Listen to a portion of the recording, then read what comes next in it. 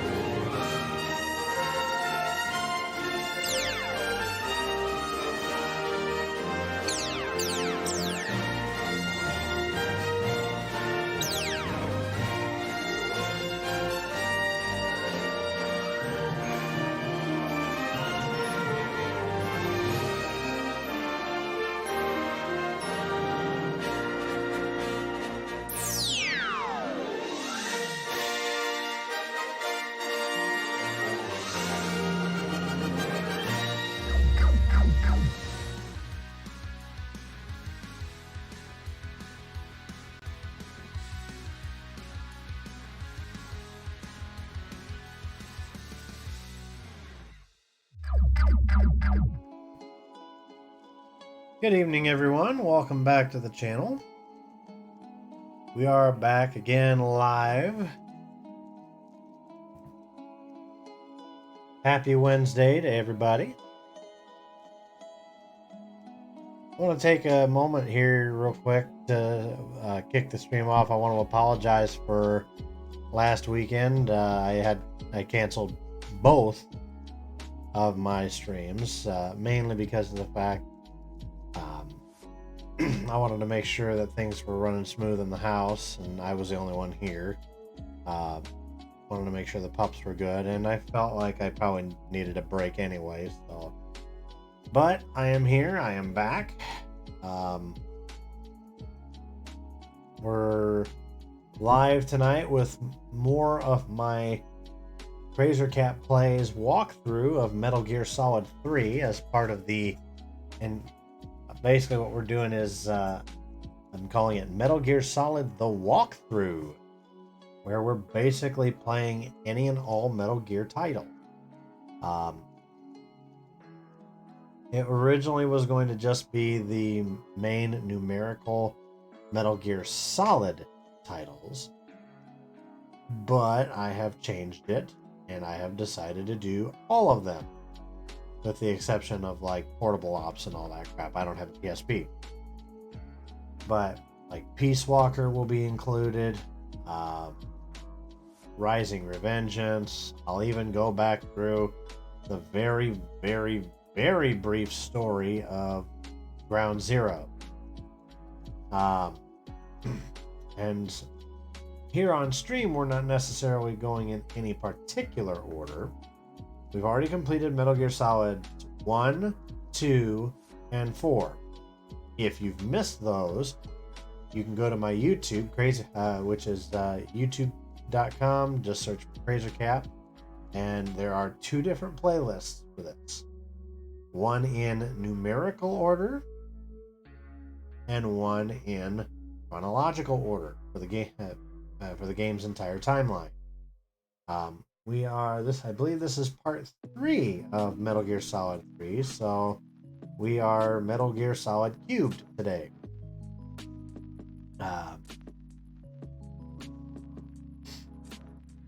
The last time we played through, the first part 1 was pretty much the Virtuous mission in its entirety. That was it. We got through that. Boss defected and beat our ass. Excuse my language. She kicked our butts, sent us in careening off of an old wooden rope bridge. We landed in the river below, dragged ourselves out, and then Volgin got a little overzealous with a Davy Crockett. From there, last week we started with Metal Gear Solid Operation Snake Eater. In its we started it formal and proper, and we got, I think we were just about, if I remember right, I think the next major boss is supposed to be Ocelot. Once we catch up with him, and after that, shortly after that, will come the Pain. So perhaps if we're lucky, we'll be able to get to the Pain tonight. It didn't help matters that I cut the stream a little bit early last week. I had dogs barking in my ears left and right, and you can kind of see one of them behind me here. Yep, right down here.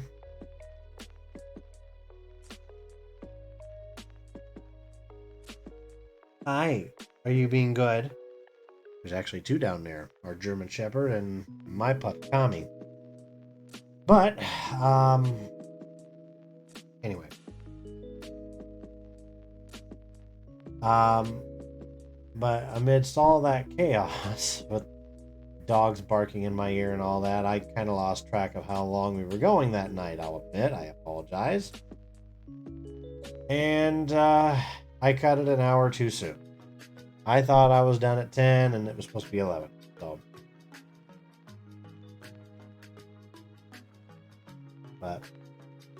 So I apologize for that as well.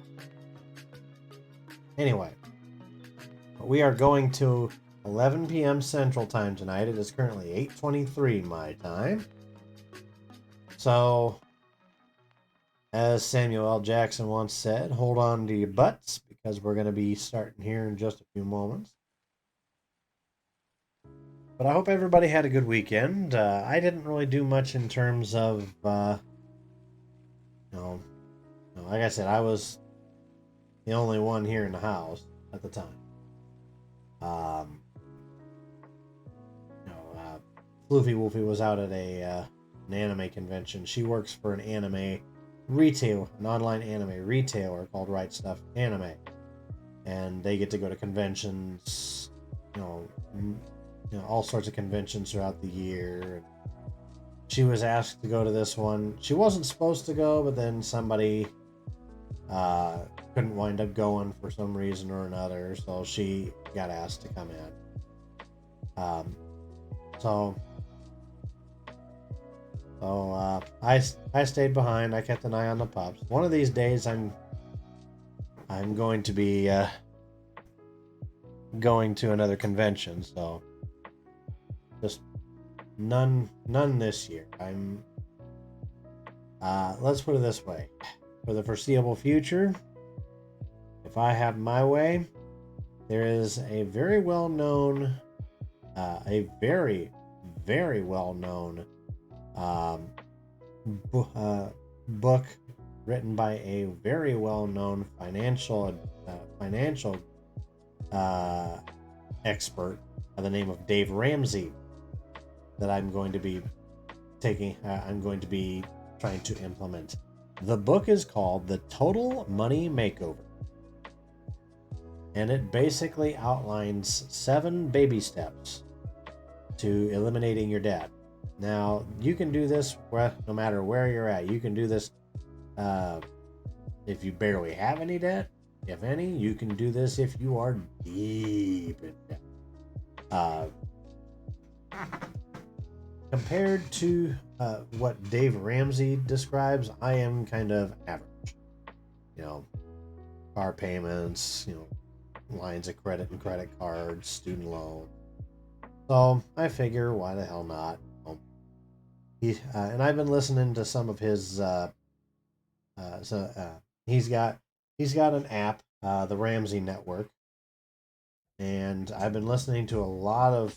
He's got like these 40-minute versions of his daily show, the Dave Ramsey Show, and these 40-minute versions is basically just him taking calls from people looking for advice who are maybe they're getting ready to get started on their total money makeovers, or if they are in the middle of it or whatever. They even have people in the studio that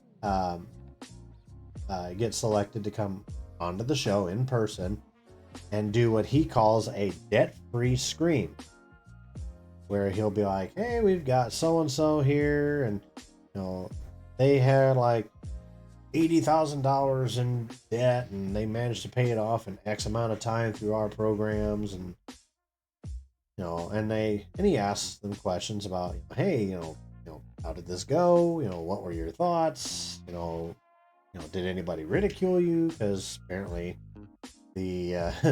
apparently people who go on this program, sometimes people will think, you're not. I don't think that's. They kind of get ridiculed a little bit. But and then at the end there, he's just like, okay, he finishes the interview. He's like, I'm going to gift you a copy of this book that'll help you continue beyond the Total Money Makeover and my programs, help you into retirement and all that. And then he basically tells you, on the count of 3, go ahead and let her rip with your debt-free scream. And basically what that means is, the person, or sometimes persons, if it's a married, if it's a couple or married couple, they'll count 1, 2, 3, and then they'll scream, "We're debt-free." So one of these days, that's going to be me. I want to make sure that my future is secured financially. So no matter where I'm at compared to everybody else, whether I'm far more debt, whether far less debt, I'm going to get started on. I feel like this is something that I should have done long ago. To be honest with you, I've had my copy of the Total Money Makeover since 2006, believe it or not. When I graduated from college, my Uncle Dave, on my dad's side, he gifted it to me, knowing that it would be helpful. And silly me, I've wanted to do it, but as I'm sure Dave would probably describe me as, I was lazy. And I mean Dave Ramsey, not my Uncle Dave. I've read through the book. I know what the steps are. It's just I have not begun implementing it yet. Very first thing he tells you, he does this in 7 little baby steps. And he says, baby step 1 is get yourself a $1,000 emergency fund. And he says, you need to do it right away. He says, and basically, once you have that $1,000 emergency fund, from there you do what he refers to. This is baby step 2 now. He says you do what's called the debt snowball. Here's how it works, according to him. So you basically take all of your debts, everything that you have, No matter how big, how little, no matter how much you have, put it on a list and put it in order from the smallest amount owed to the largest amount owed. And what you do is you make the minimum monthly payments, but starting with the first, with the smallest debt, smallest amount first. If you have any money left over, you attack that debt and pay it off. Then you move on to the next one. You take everything that you were paying with that first one, and then you take that money and you use that to you keep making the minimum payments on all the rest of that stuff. Take what you made, what you were paying on the first debt a month, and throw that in as extra with the next one. And then you just keep repeating that process over and over and over, and it builds up into a snowball kind of effect. You know, like a snowball rolling down a hill. So that's how he suggests you attack debt. But I have not started on baby step 1 yet. I have got to, but first things first, depending on how things are right now with our water heater, I need to get that done first.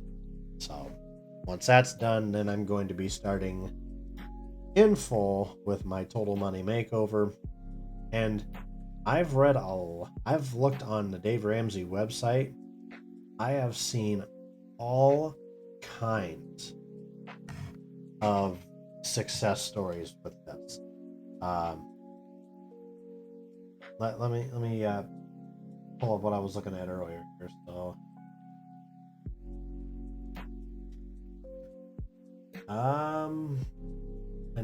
So as I mentioned before, Dave Ramsey has this thing that he does on his show where he has people on his show to do what he calls a debt-free screen. And he's got a top 10 of these things. So, like, here, for example, he says, Lauren from Columbia, South Carolina, she had $105,000 of debt paid off in 4 years. Pretty impressive. Cynthia from Greenville, South Carolina, $60,000 paid off in 22 months, just under 2 years. Stephanie from Dallas, Texas, paid $66,000 of debt off in 44 months. Ken from Wasilla, Arkansas. Get this. Hold on to your butt. $394,000 worth of debt paid off. Gone. In how much time? 18 months. Listen to this one. This is what it says on the Ramsey Solution website on him. It says, Ken's debt was tied up in a wide variety of things. A mortgage, taxes, credit card, furniture, motorcycle, even a snow machine. Hey, it is Alaska after all. I'm sorry, I said Arkansas, I think originally. It's Alaska. Ken's turning point happened one night in a motel room in the middle of Michigan. His motorcycle broke down while on a road trip, and he found himself on the phone begging the credit card company to increase his line of credit so he could get back home. It was that night that he said, I'm done with this, and vowed to become debt-free. When he got back to Alaska, he changed his schedule to be working in the oil field 3 weeks on and 1 week off. Picked up a second job washing cars.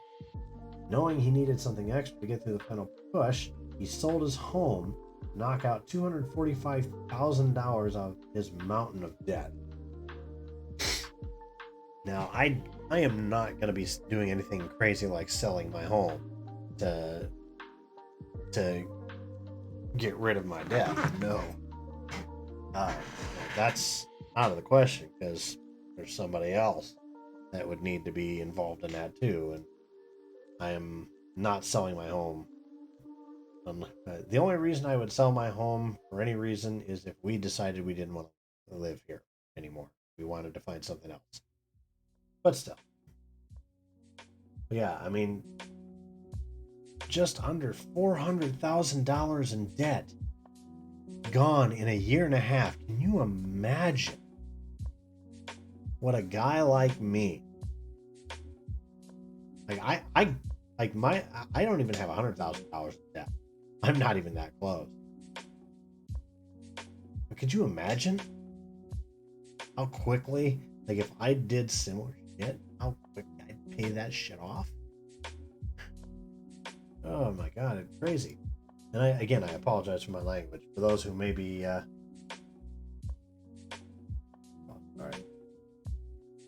Blah, blah. Okay. I completely forgot for a moment that I'm also broadcasting once again on my Extra Life. Yes, I am doing Extra Life fundraising right here for the kids. $230 raised out of 500. We're almost halfway there, guys. Come on. And I'm not going to force anything, but I am encouraging that if you have anything you can donate, please feel free to do so. I'm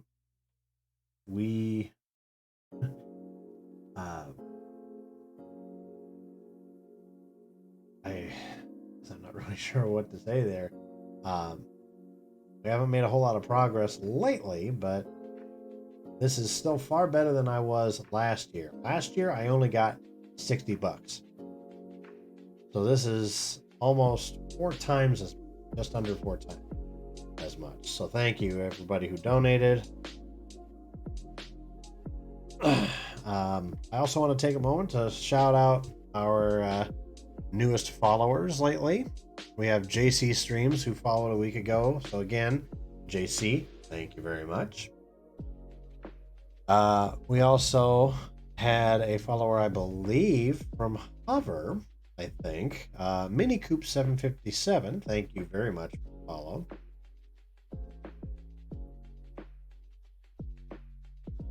But let's no.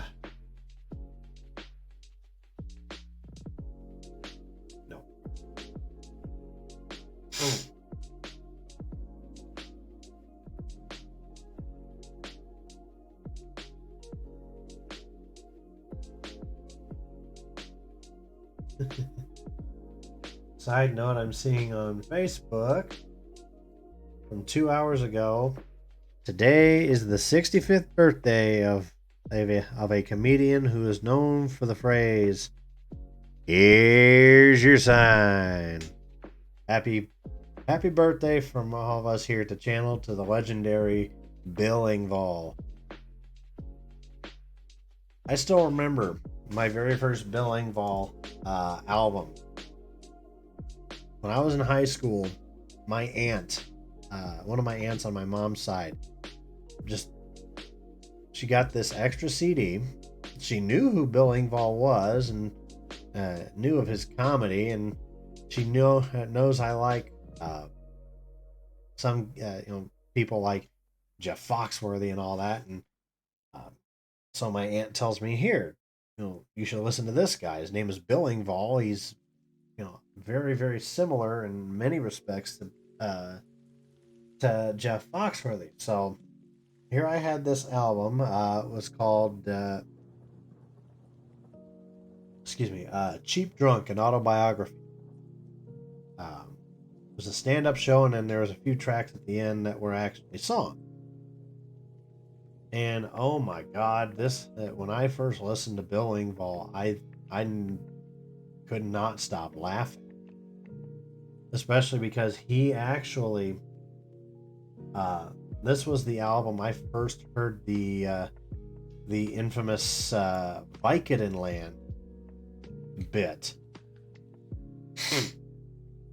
The basics, and for those who've never heard the Vicodin Land bit, let me scroll up here. So I'm going to give you an overview of it. So he talks about how, this was back when he was just over 40 years old. And how his body started going, how in his mind, his body was going to hell. And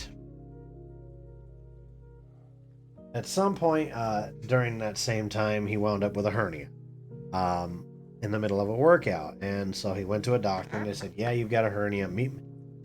And the joke was they told him, meet me at the Medical Arts Plaza tomorrow and we'll fix it.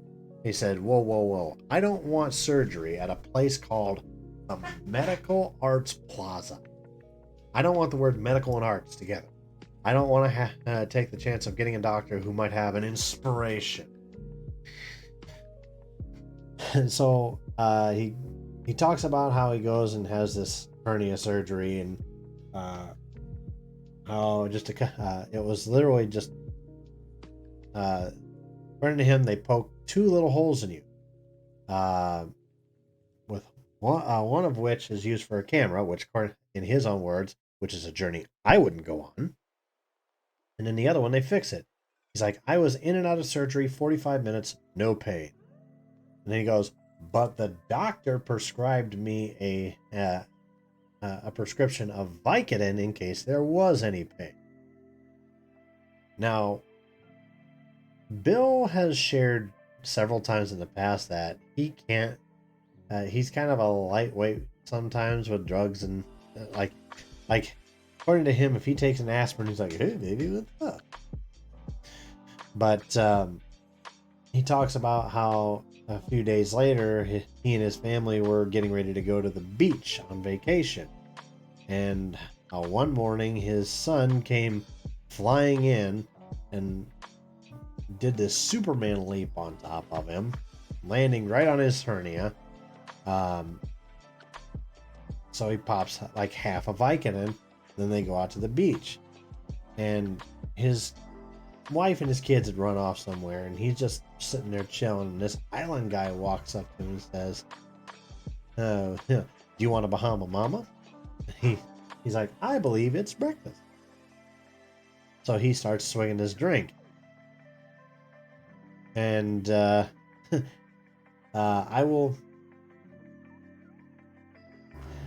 use the version. Now there's 2 different versions of this with slightly different wording, but I'm going to use the one from this album.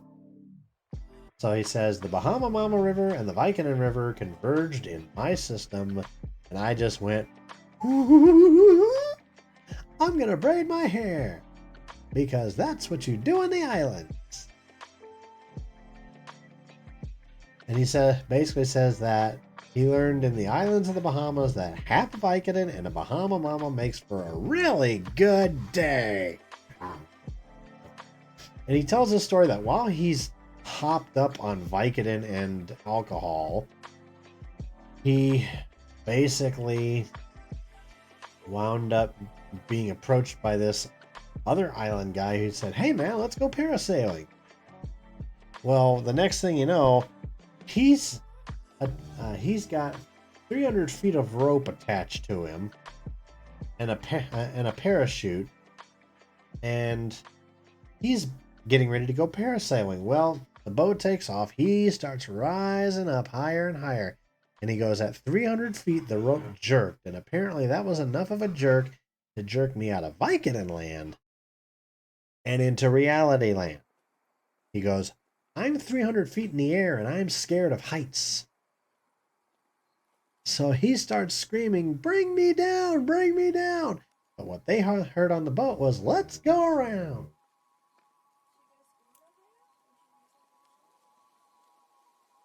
But it was a darn good bit, I'll admit. But yeah, but for those who, it's pretty obvious who Bill Engvall is. But this was the first time I'd heard of him. Well, my aunt just hands me this CD. It's like, interesting. I'll listen. I still have the album, as well as a few others. There was one where his previous album, I think right before that, which was called Here's Your Sign. One of the first things he talks about is going to state fairs. And which state fair does he talk about going to? The Iowa State Fair. Boys, going out. Yes, my home state got called out by Bill Engvall. Ooh. Hey, yeah. Tommy, leave him alone. I don't know what's gotten into him lately. Anyway, you guys didn't hear me come to hear me rant and rave about comedy albums that I owned way back when. You guys are here to watch me play Metal Gear, so let's get to it. Boys, lay down.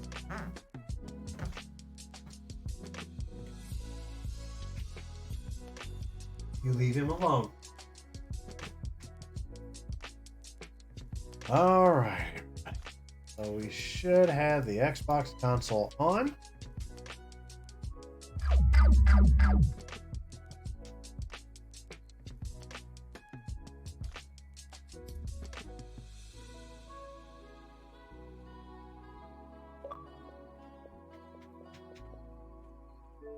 There we go.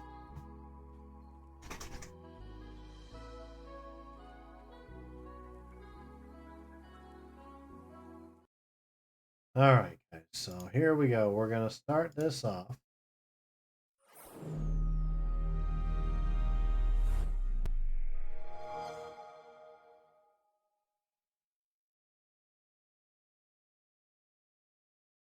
All righty. See if we can get any good clips. Or apparently Twitch is introducing new features. I got an email today that I am invited to help beta test a new feature called what was it called? Memories? Oh, moments. Excuse me. Make it a moment. Which is kind of like clips, but it also somehow rewards. Like, let me go in here real quick. So, according to Twitch, capture big moments on stream and recognizes the viewers that were there with a commemorative badge. So, creators with beta access can create up to 5 moments a month to give to their viewers. Viewers will receive a moments badge that links to a clip. The moments badge will evolve as your viewers collect more moments on your channel. Moments are shown as a part of a viewer's chat identity and the channel which they are unlocked. Clips, moments must comply with DMCA because heaven forbid that 2 notes from the Beatles song Yesterday is playing in the background. Lay down, Kuma. Let's start this nonsense with me. Kisses aren't going to help you.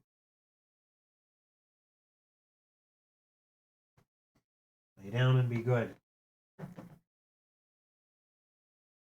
How can I pet you when you keep moving your head up?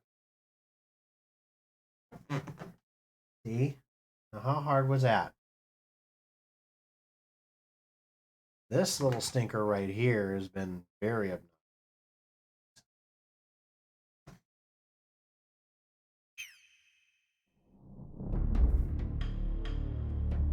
All right, let's get into Snake Eater here.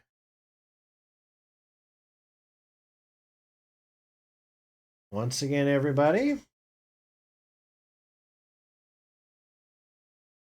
Here we go.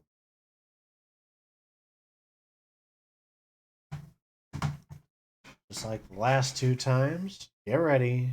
Here it comes.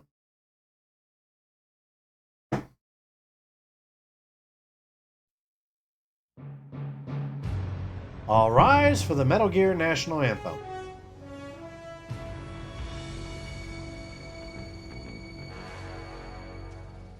What a thrill, with darkness and silence through the night. What a thrill, I'm searching and I'll melt into you.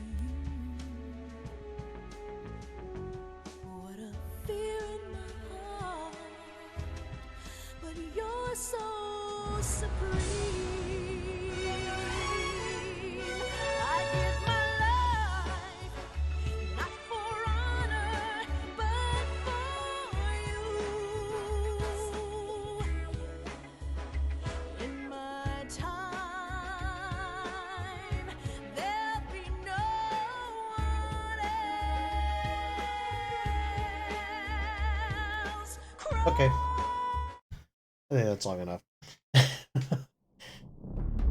I did that the last 2 times. I'm like, you know what? I'm just going to keep doing it. It's a damn good song. It's very James Bond-esque. This was the main reason right here where I basically just said, well, screw it. We'll do all of them. In the HD re-release of Metal Gear Solid 3, you get access to Metal Gear and Metal Gear 2 Solid Snake. You can actually play those games as well here. I said, when I saw that and was reminded of that, I went, you know what? Screw this. We're going to do all of them.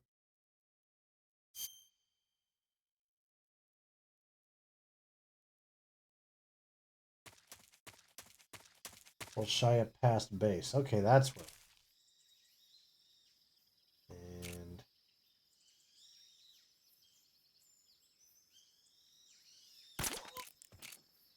And I love this gun. Because this gun, no matter where you... Shep, please stop moving Papa's feet and legs. Every time he gets up and walks out like that, it winds up.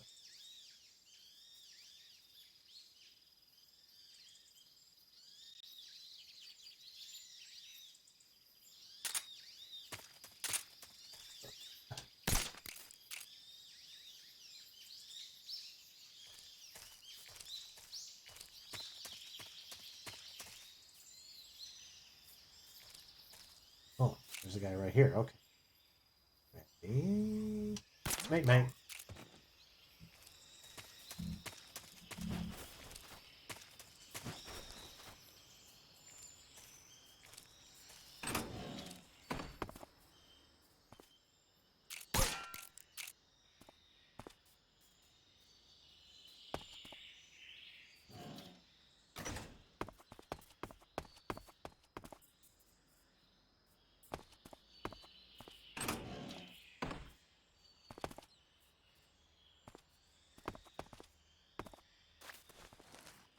There's something under the bed.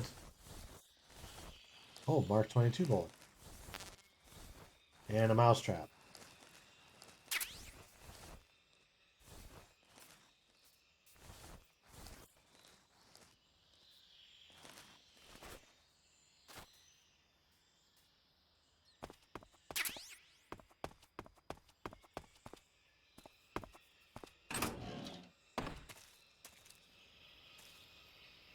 Alright.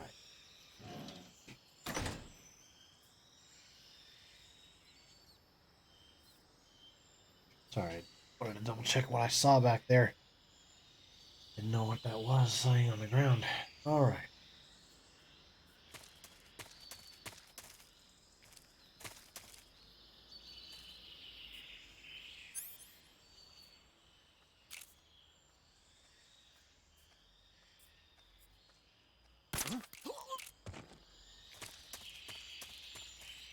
Alright, really quick, I also got to double check and make sure because I think somewhere not too far from here where you can find a shotgun. So,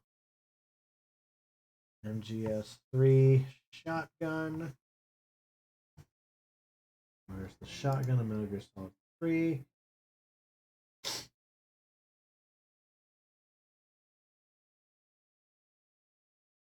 Let's see.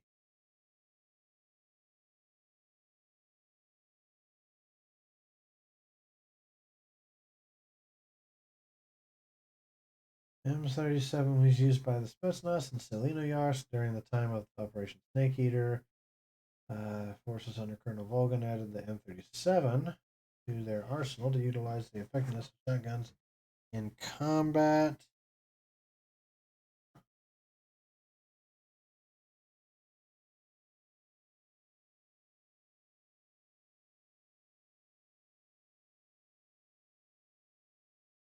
Okay.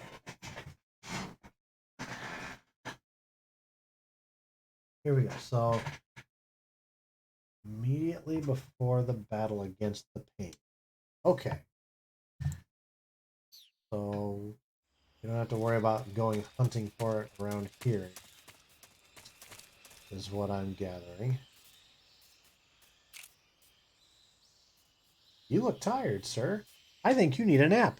Ha ha ha ha. Good night.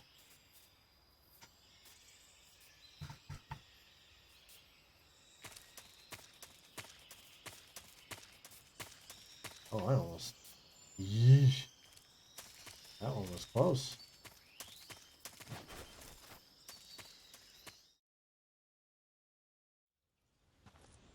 Oh, here we go. I called it.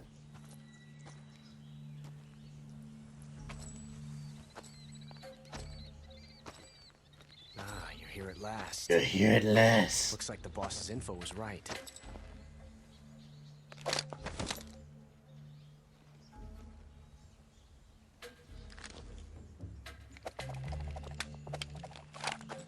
I saw... Twice now you've made me taste bitter defeat. I saw the... there's actual videos of the guy who did motion capture for Ocelot in this game from Japan. This dude is impressive. I hate to disappoint the Cobras. And they had like a side-by-side of this stuff and him doing All of it. you, leave us. The entire thing. It's just you and me. No one to get in our way. Ocelots are proud creatures. They prefer to hunt alone. This right here. The fact that anybody can do this crap in real life is amazing.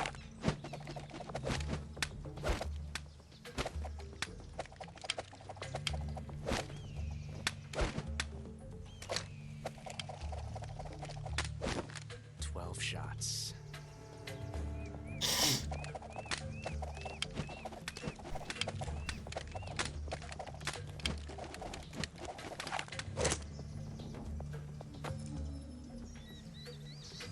This time I've got 12 shots.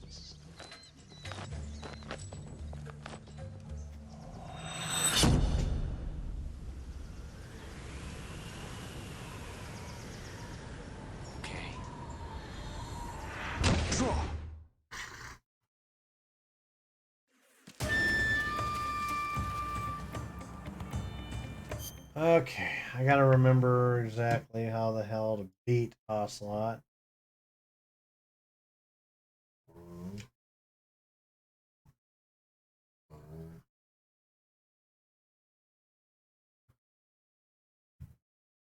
That's not what I asked for. Thank you. Leave that alone, please.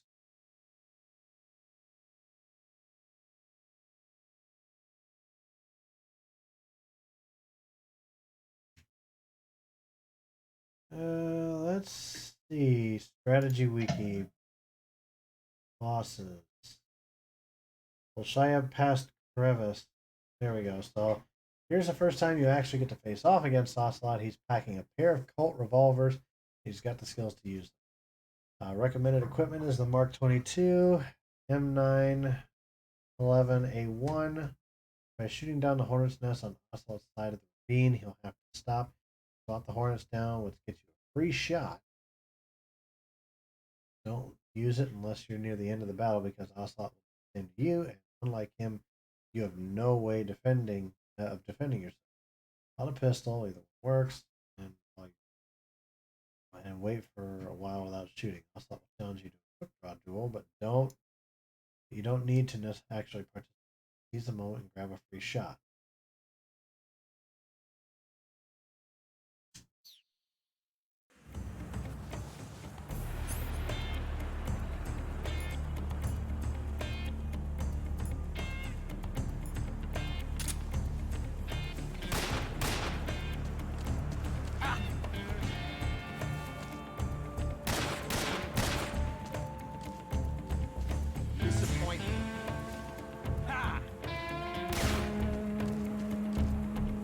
Won't get away from me!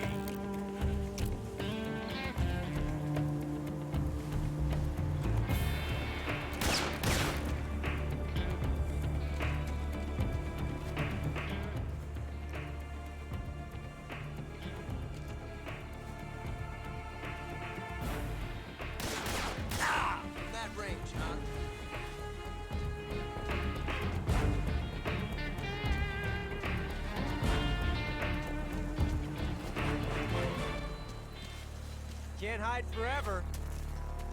Over there. Excellent. I've never felt a tension like this before. Major, back to the order. Hold your fire.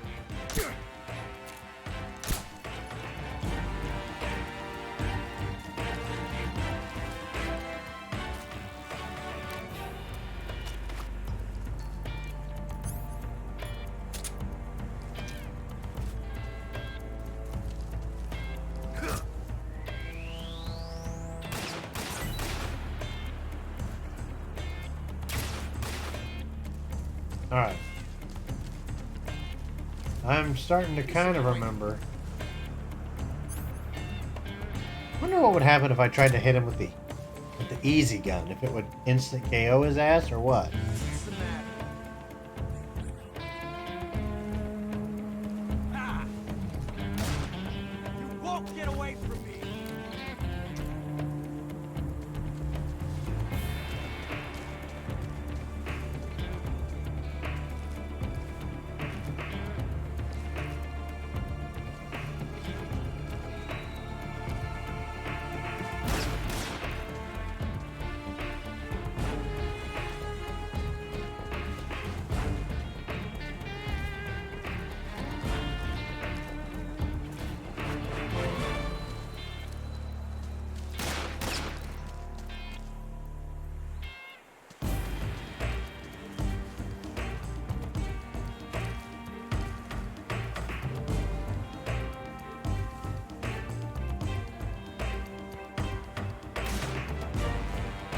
One more. Come on, Ocelot.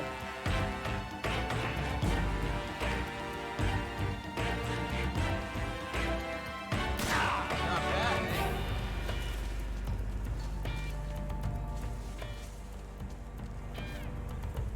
I've never felt a tension like this before.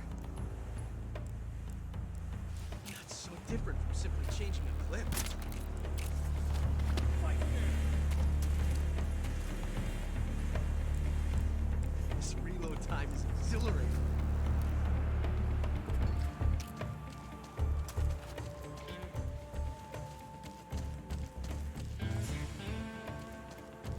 You didn't do it out in the open like an idiot.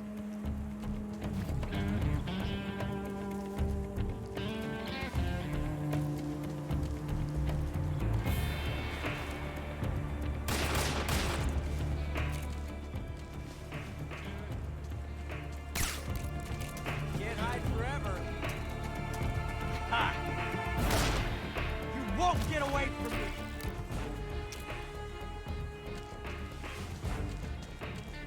Ah! Ah! Touché. Well, that sucked. Oh well.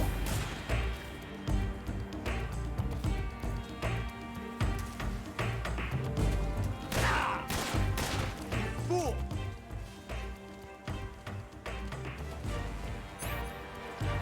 Amazing. I never knew reloading could be so thrilling in the middle of a battle.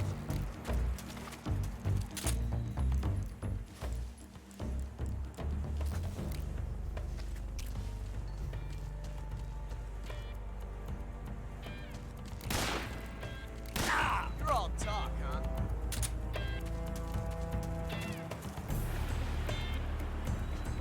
Well, crap. This is gonna be a little long.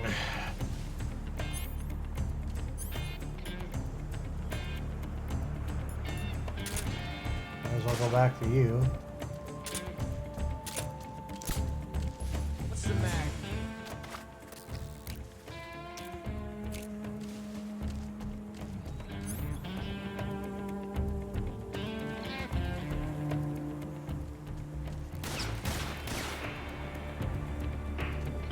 Ah!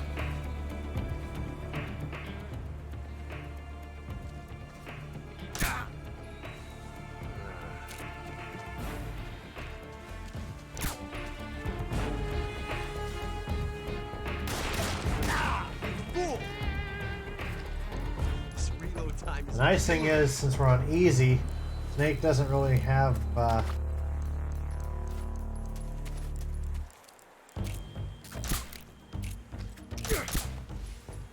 bad.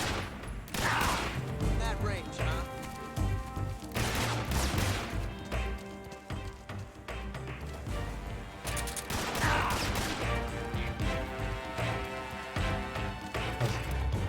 Like this, it's a revolution.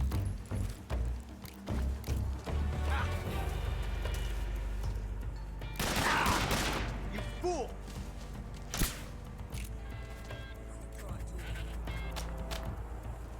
Yes!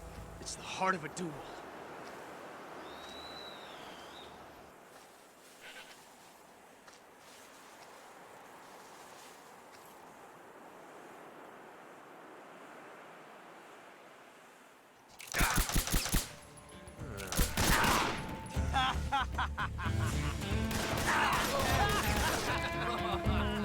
Thankfully, since this is on easy, Snake's stamina never decreases, so I can always heal.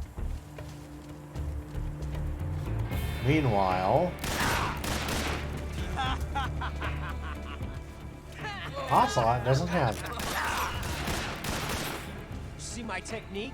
It was perfect. From that range, huh? Thank you. Thank you for teaching me the joy of the revolver.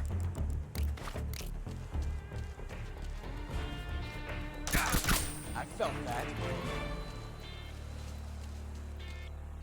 Almost done, folks. Fool! I can stand here and take it. Because Snake will heal, and he won't. That was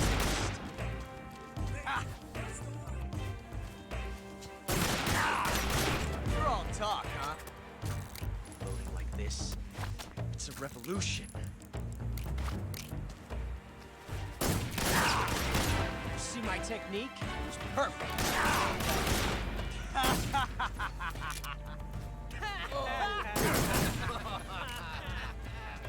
Damn it.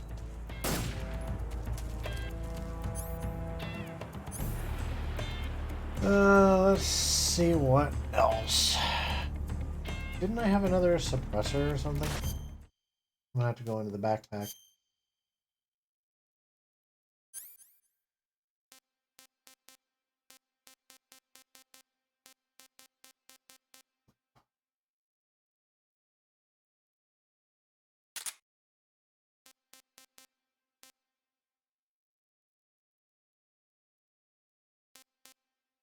Huh.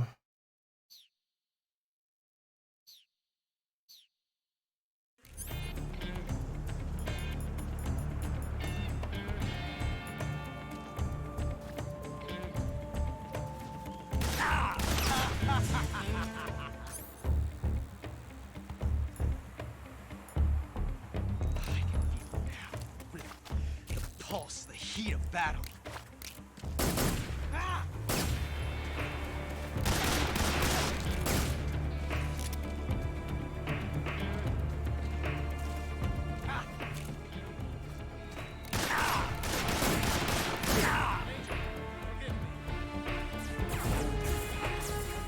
I told you to stay out of this.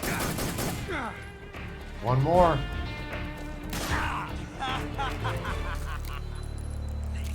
Thank you for teaching me that. Got him.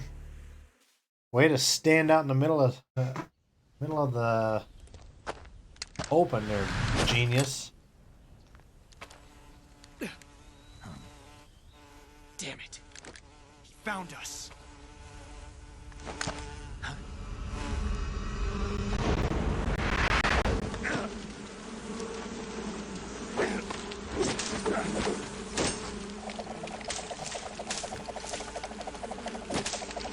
Look at that. Ocelot's just spinning his guns, smacking the hell out of these hornets.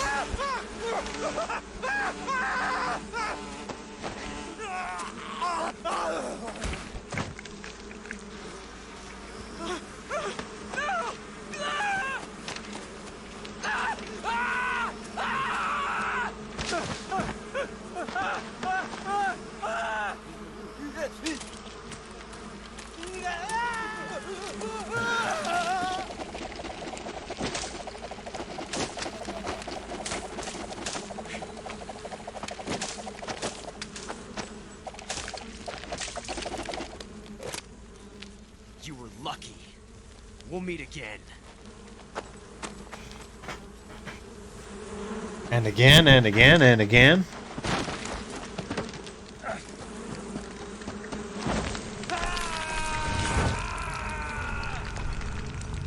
Alright, now that we know that, part is done.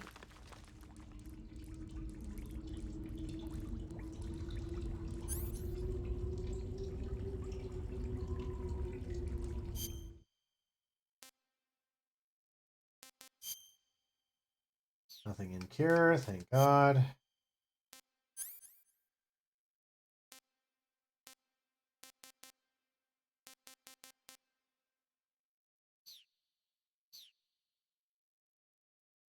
Now this part's really going to be annoying because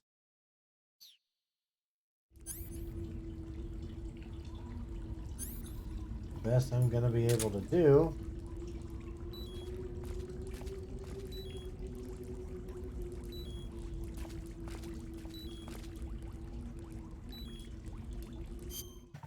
okay. Let me see if I can find like some sort of a map. So, what is it?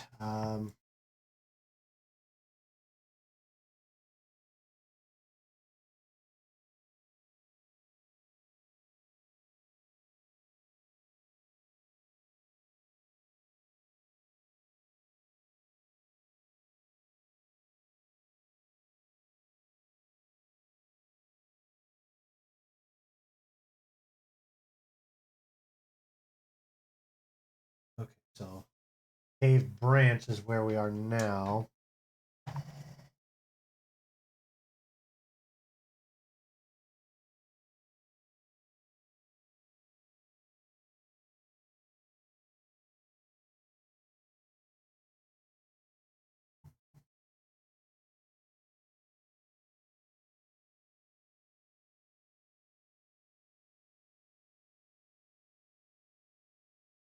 John, thank you. Okay.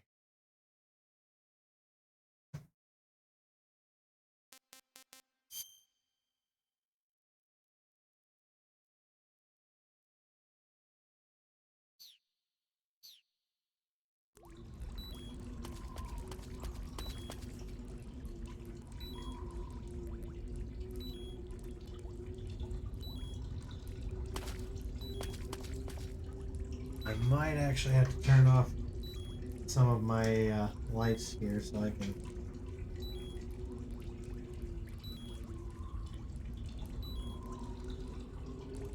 see a little bit better. So I apologize.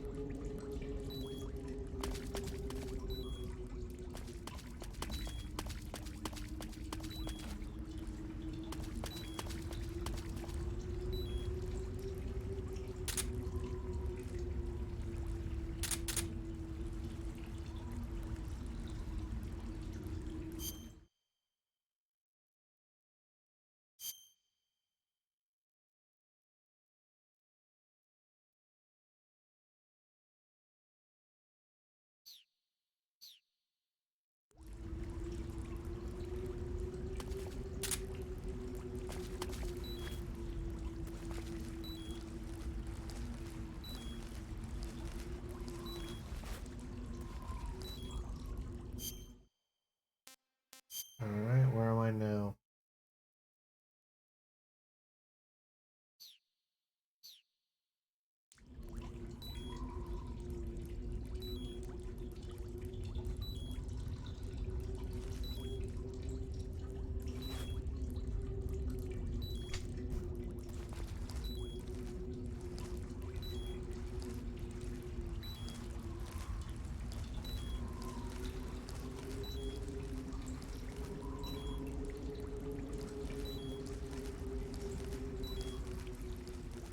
This part is really, really hard to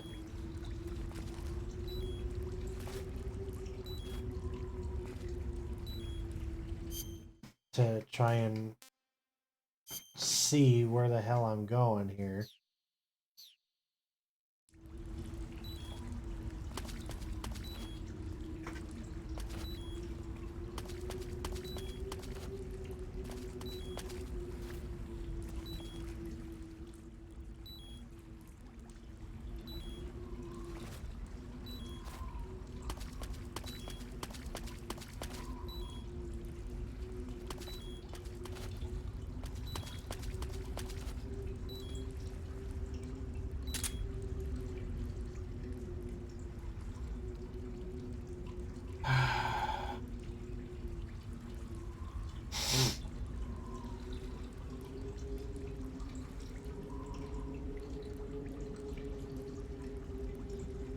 That's the problem. I can't see a bloody thing. Options. Do I have any options in here?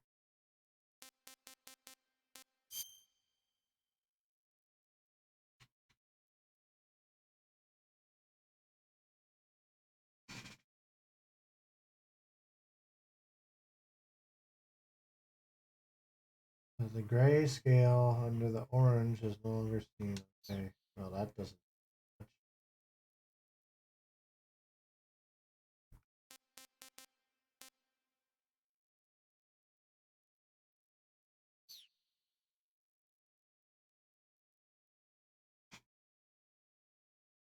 Boys, please don't. Your wet noses rubbing against my ankle does not help.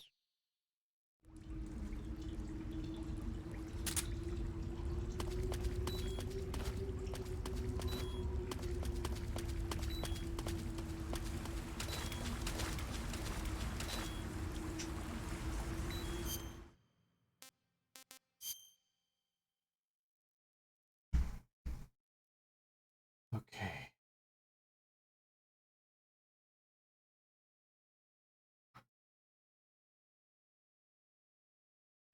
Guess I keep going this direction.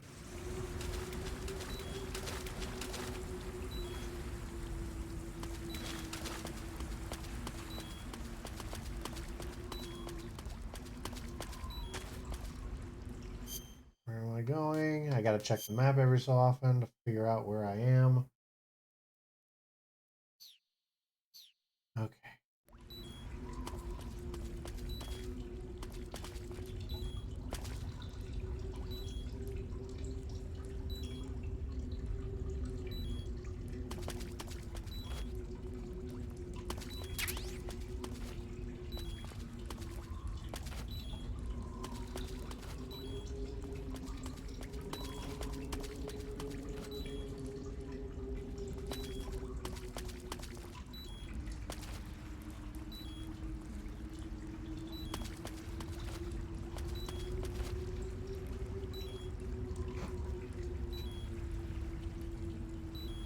I wonder.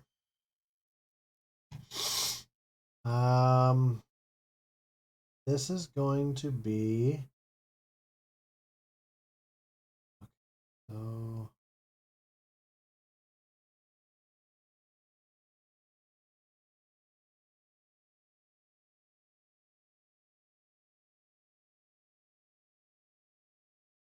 Let me see if I can adjust the. No, I can't. Damn it. Hoping that maybe I'd be able to adjust the brightness on that, but I guess not.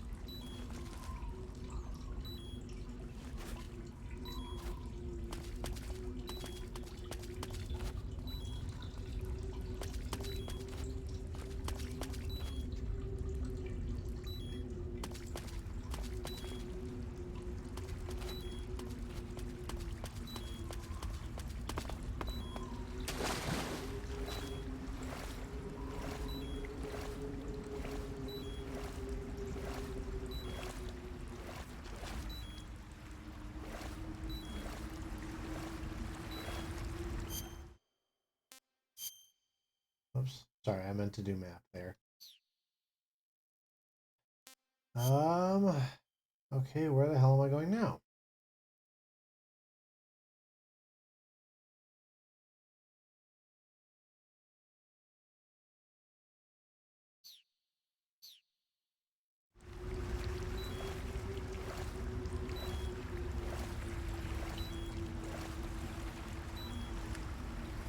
What's going on, Buggy Barrel? How are you tonight? Look, more swimming, just like Raiden did.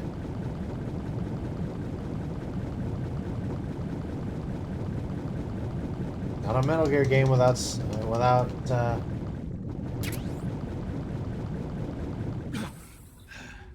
without some swimming. Not necessarily a blind playthrough, but given this cave is so dark, it might as well be. I've actually played through this game before. It has been a while though, so it might kind of be a blind playthrough. Um, what we're doing here is I'm playing through all of the Metal Gear titles. We have already completed Metal Gear Solids 1, 2, and 4. Anything that uh, has already been done is over on my YouTube channel on a playlist, actually, two different playlists, one for numeric, one for chronological. Um, so you can go check that out there. It's same name, Crazer Cap. Hold on.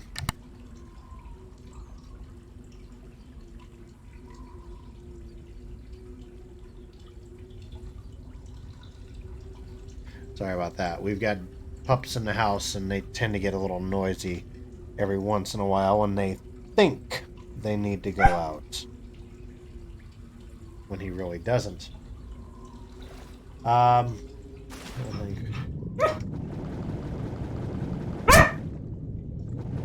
that is enough, Kuma.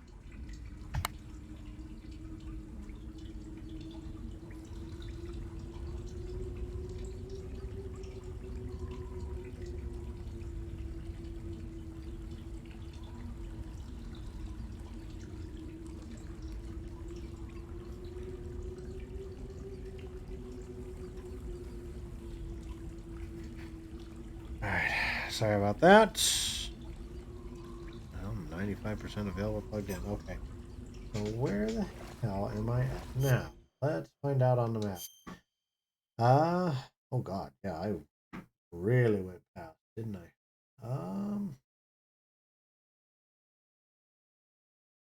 I need to backtrack. Unfortunately.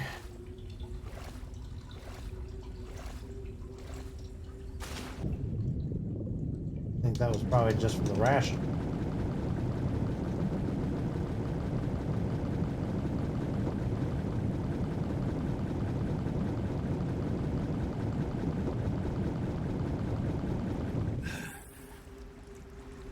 Okay, so where am I now?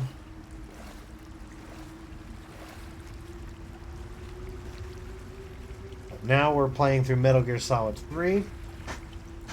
We'll probably do Metal Gear Solid 5 after this one. Really wish my PC monitors could actually go brighter than this, but unfortunately they cannot.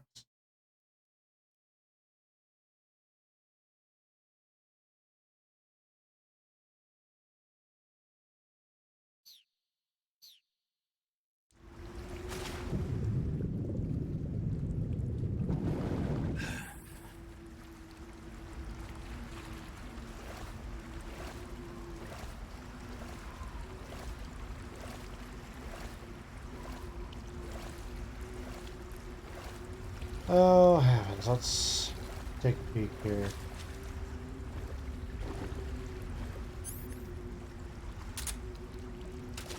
Yeah, this is unfortunately the only damn light.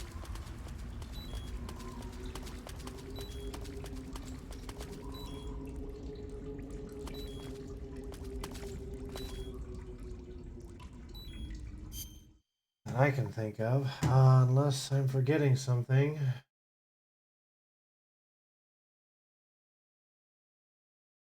Let me look here. Excuse me.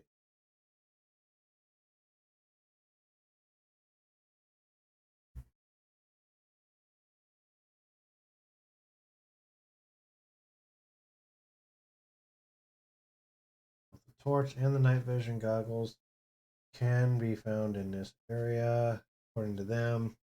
I just wish I had them right now. It would make things a hell of a lot easier. Um,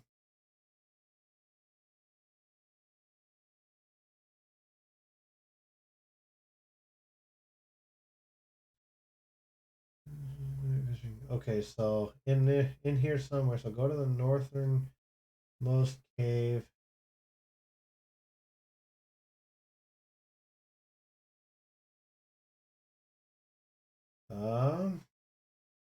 Torch is under the waterfall. Goddamn. Okay.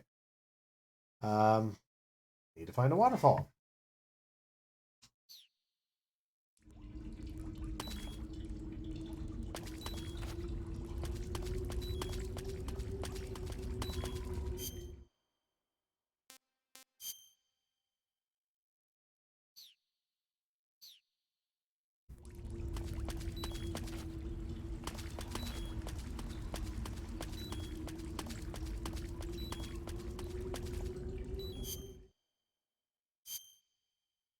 Gotta keep checking for.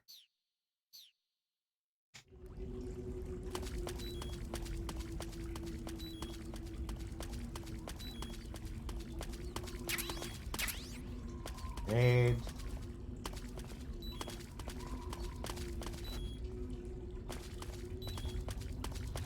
Unfortunately, until I can find the torch or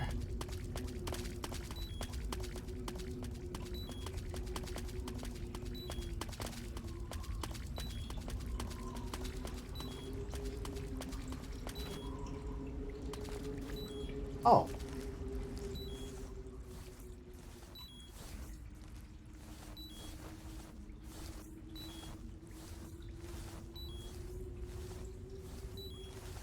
Got this was even here. Can't get up just yet, of course.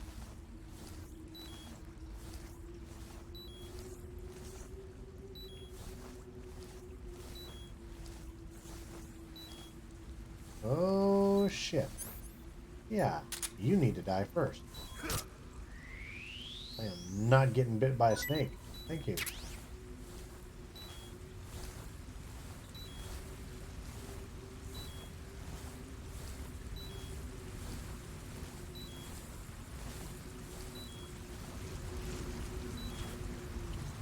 Now where the heck am I? Okay. All right. So, from my understanding, the torch is underneath of the waterfall. And the night vision goggles, we go to the northernmost cave, get there from a slightly hidden path in the cave with the two waterfalls at the west. Watch out since the path opens up and you can fall down, then crawl through the space at the end. Next, through the tunnel located in the east part of the cave, you get to, and you'll find your way to the cave with a huge hole in the ground. The night vision goggles are on the inside. Okay.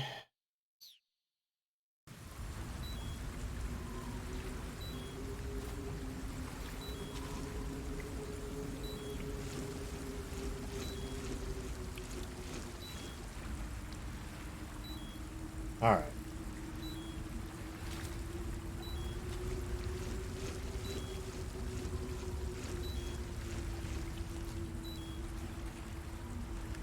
Where am I headed here?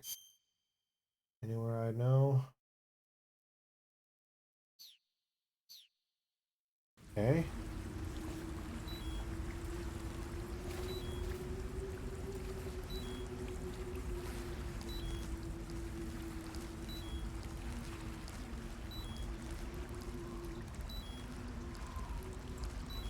Wait, did I just crawl over a snake? Did snake crawl over a snake?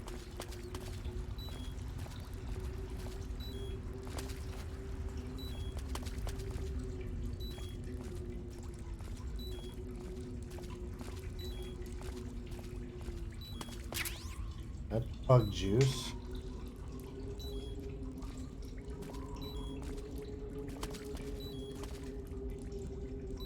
Where the hell am I going?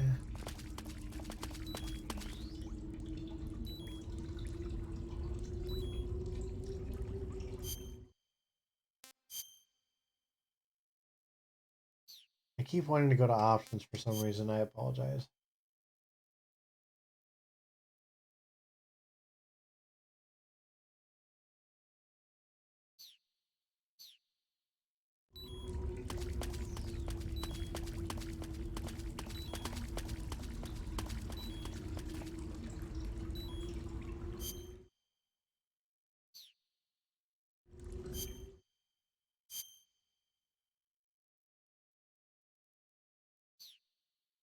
Go back this way.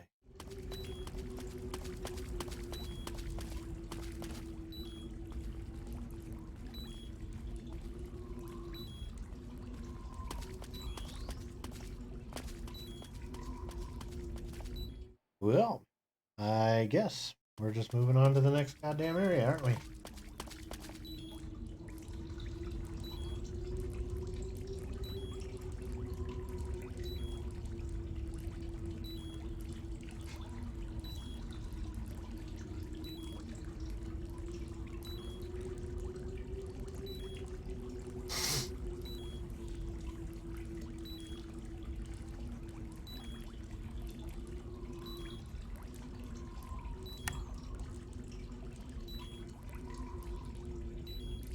Give me a second here.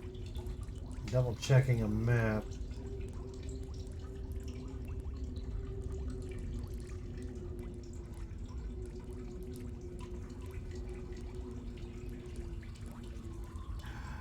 Oh, there is a crawl space. Okay. So I'm gonna have to go back a little bit. Because I am an idiot.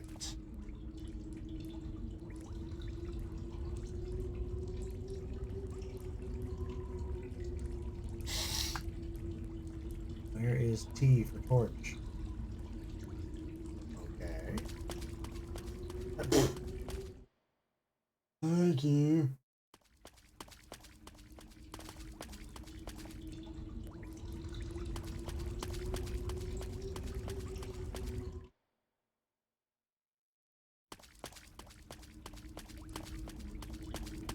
Really? Fine. Fine. This is why I hate being unable to bloody well see.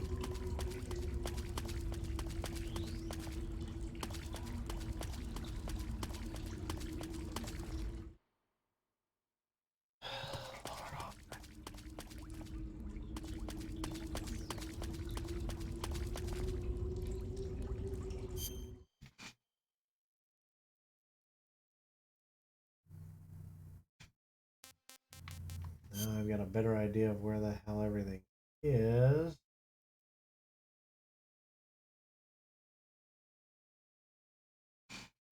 Okay.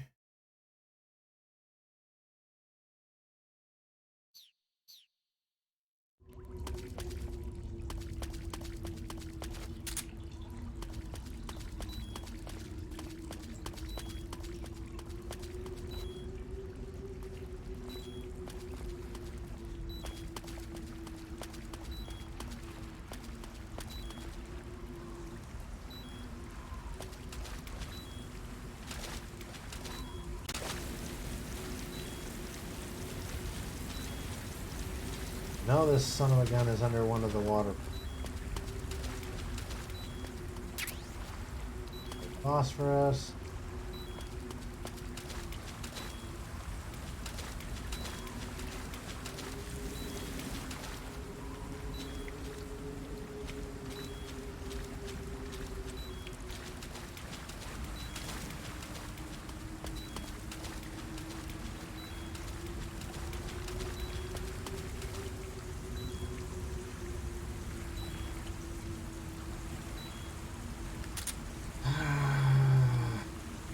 Okay, so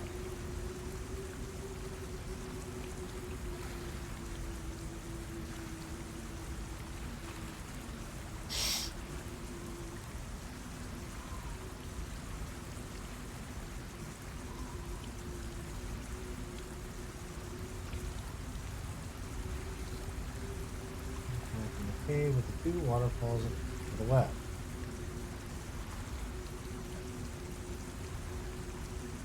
I'm gonna move this over here briefly. I can kind of see what the hell I'm doing.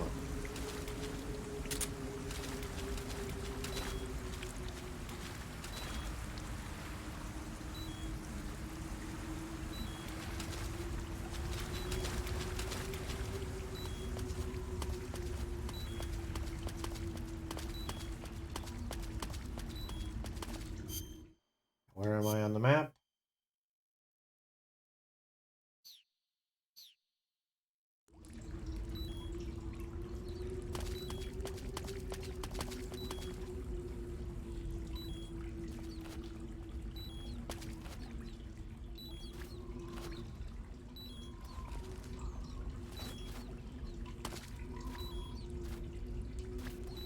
All right. There we are. Crawl space. Okay. Perfect. Perfect. Perfect.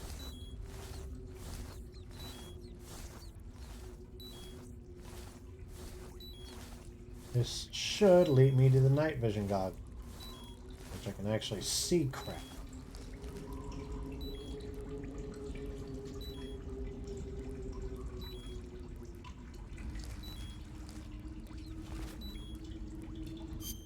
Okay, so now I should be okay.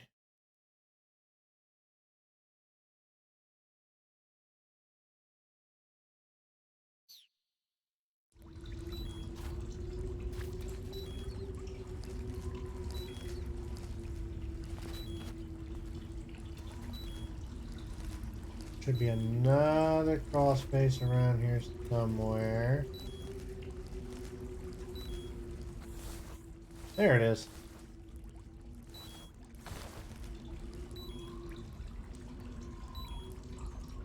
I think I backed out, didn't I? Yes, I did.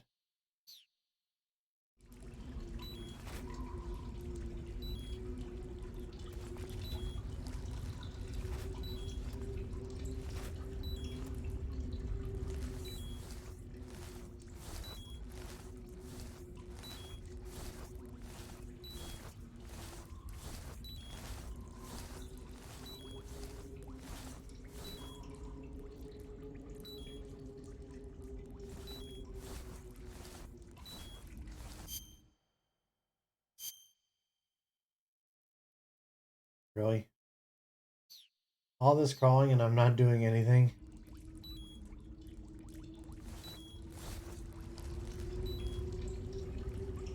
Once again.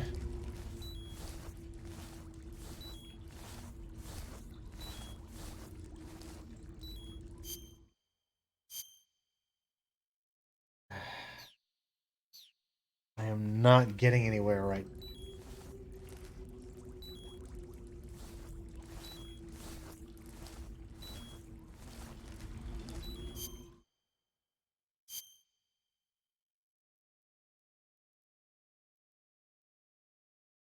Dude, why am I not getting anywhere? I need to find a way.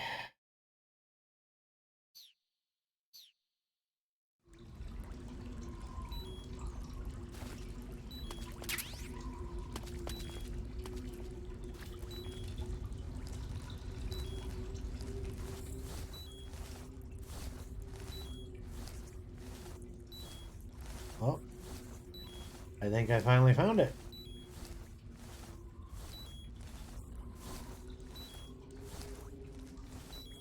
Just get a hold of these bloody night vision goggles. Good.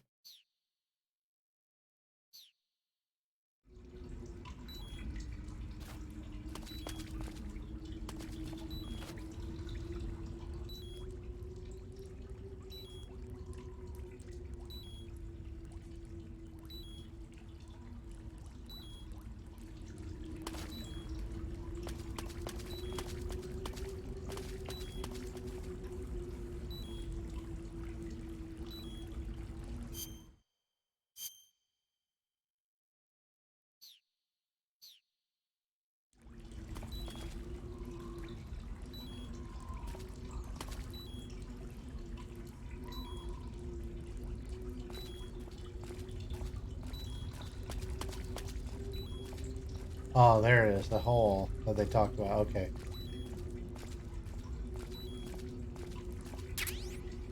Thank you.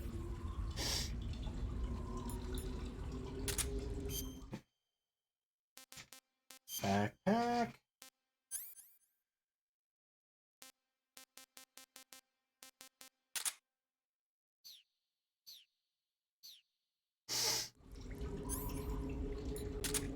Thank you. Now I can bloody see. Now we can turn this back on. Perfect. All right.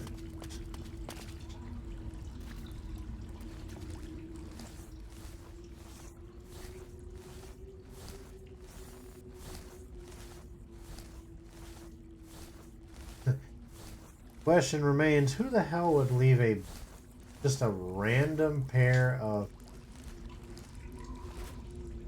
night vision goggles?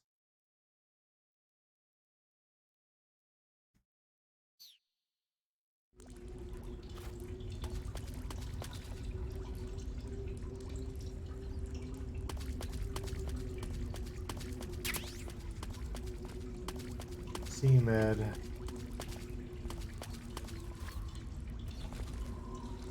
There we go. Okay.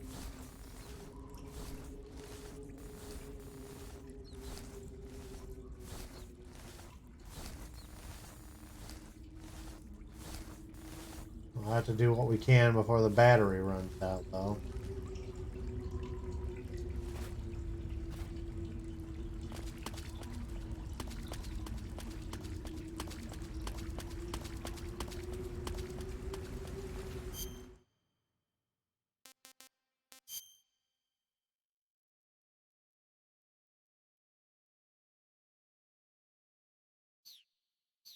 All right.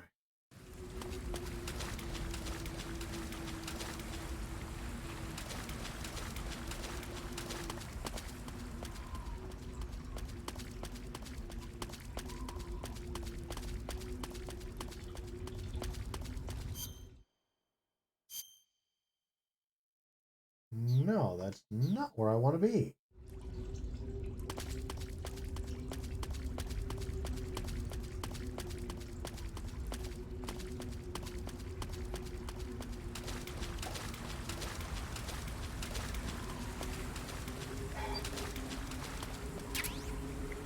There's the torch. All the way down. All right.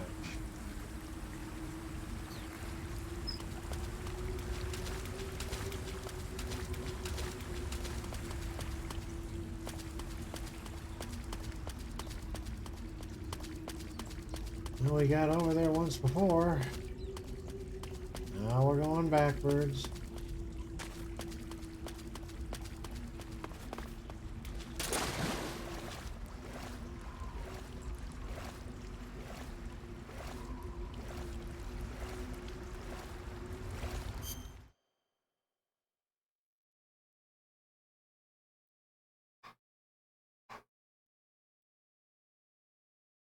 You children are going to get on Papa's nerves, aren't you?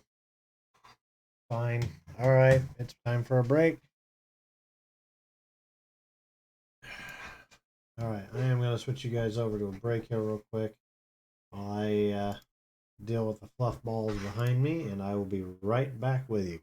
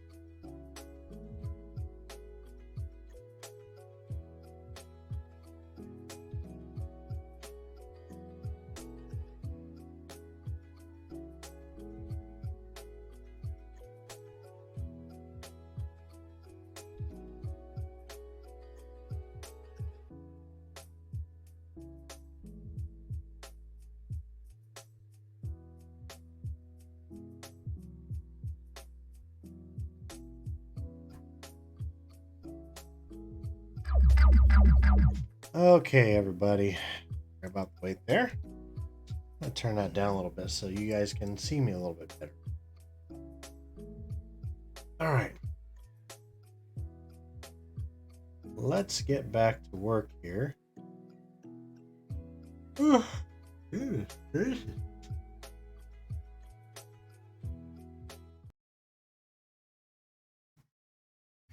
Yes, I am still here. Just click back.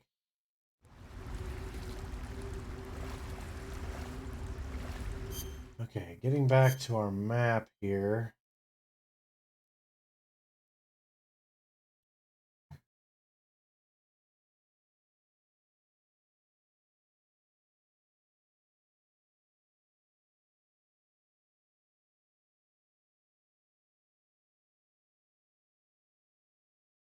Okay.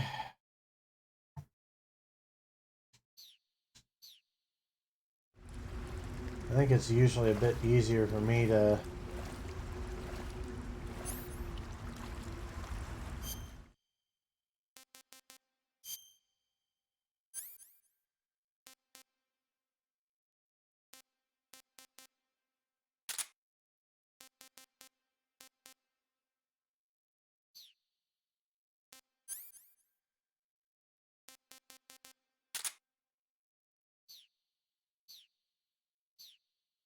okay.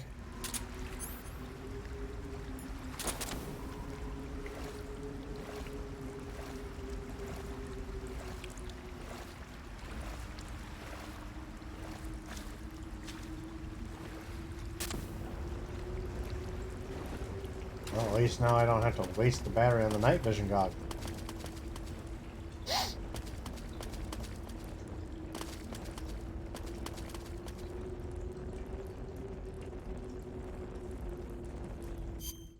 Okay. Map shows what now?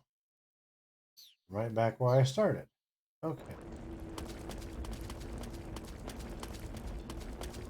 This time at least I know roughly where the hell I'm going.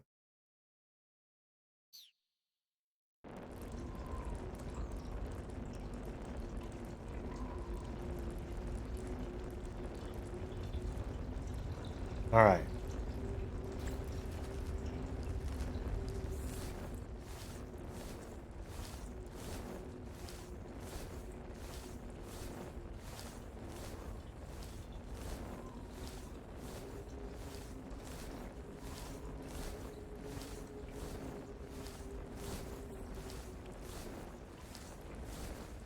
Hello there.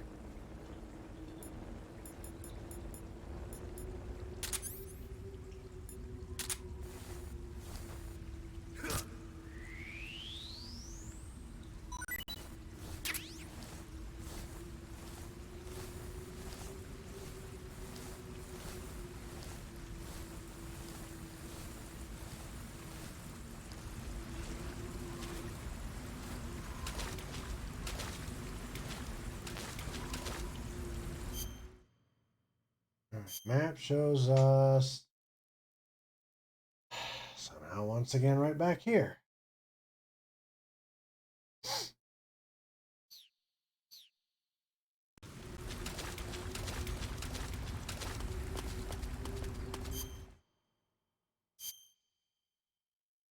There we go. Okay, I think we're now back on the right track here.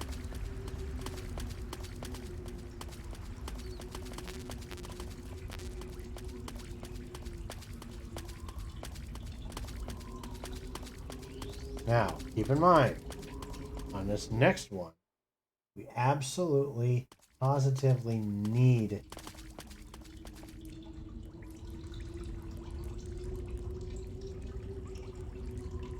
to find the shotgun.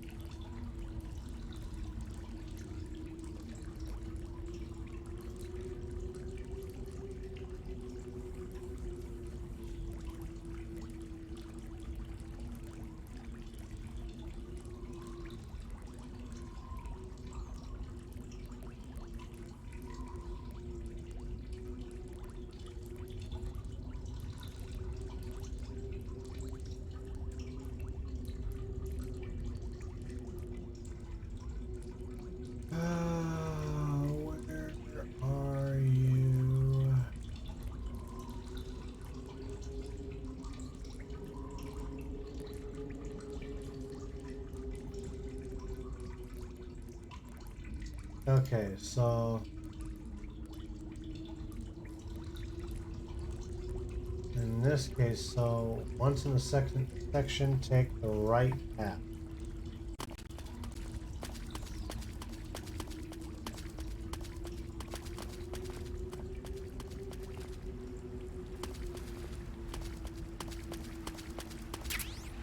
Thank you. Now, when we get to the end, I will actually be able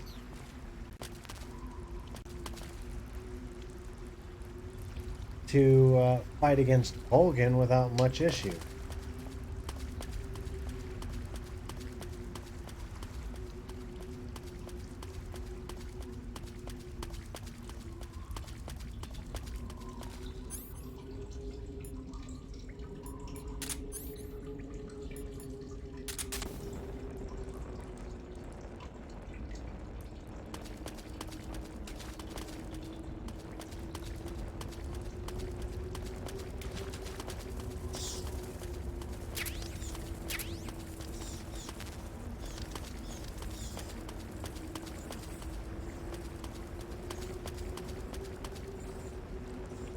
Okay, don't need this no more.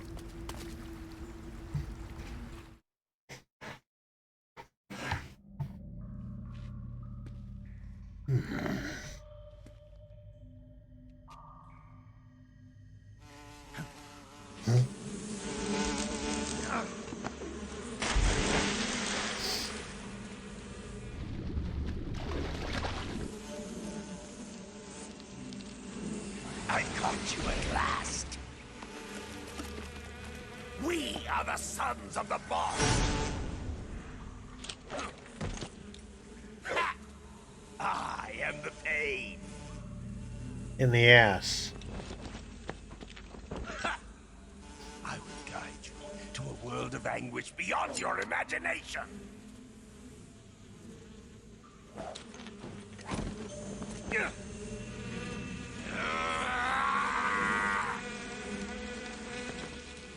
Let's get started. Why do you, dude, why do you, honest to God, sound like Fat Man?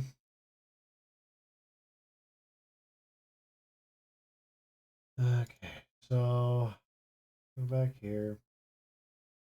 Okay, the pain will always begin this battle by throwing pheromones. It may be an idea to shoot him while he does this, as he is unprotected. There's no real need to avoid the pheromones. Why did you jump into the water and wash them off? They hit you to avoid bees.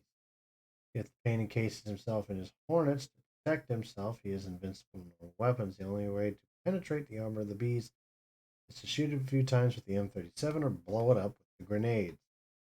When he is unprotected, shoot him as much as you can with any weapon. If you're ever out of bullets, you will find ammo for the M37 and two pistols between the two ledges to the south and east, and extra grenades can be found in the water in front of your study position. Okay.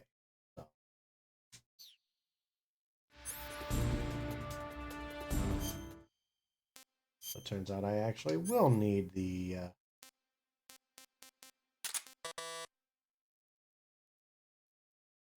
well, screw you. I don't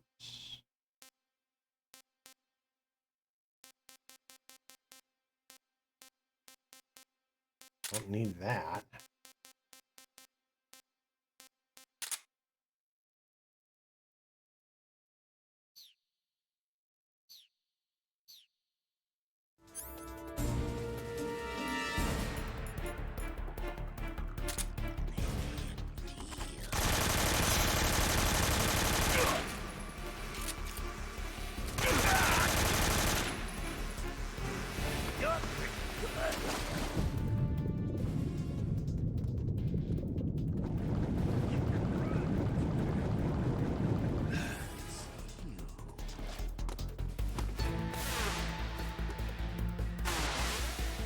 Tommy gun.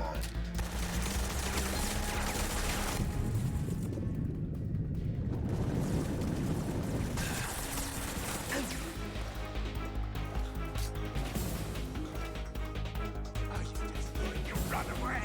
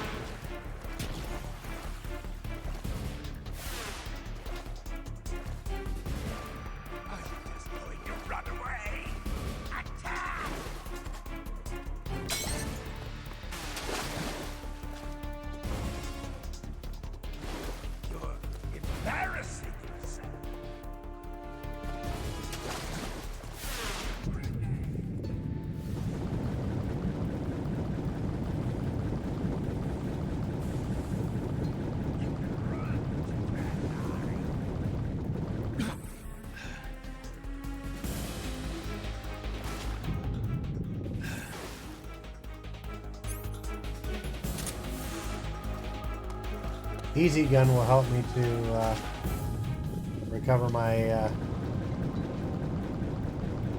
my stamina here.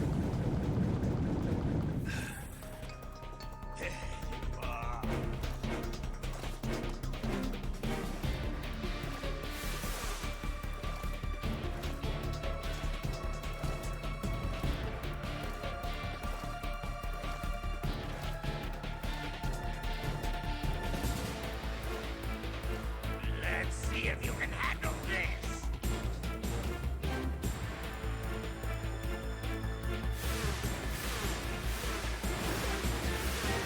Is that all you've got? 'Cause it seems like if I don't have enough stamina,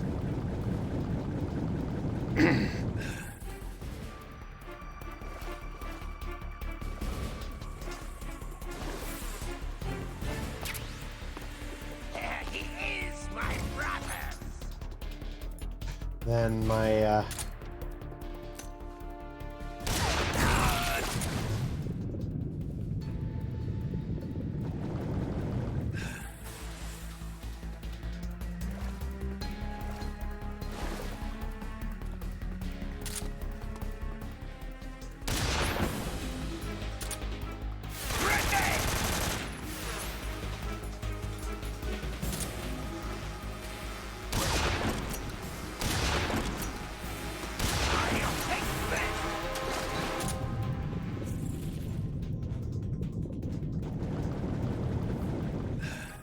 gotta keep my stamina up.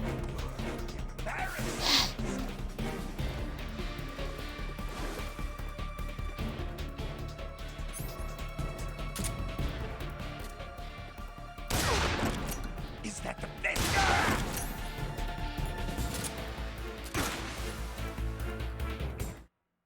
All right.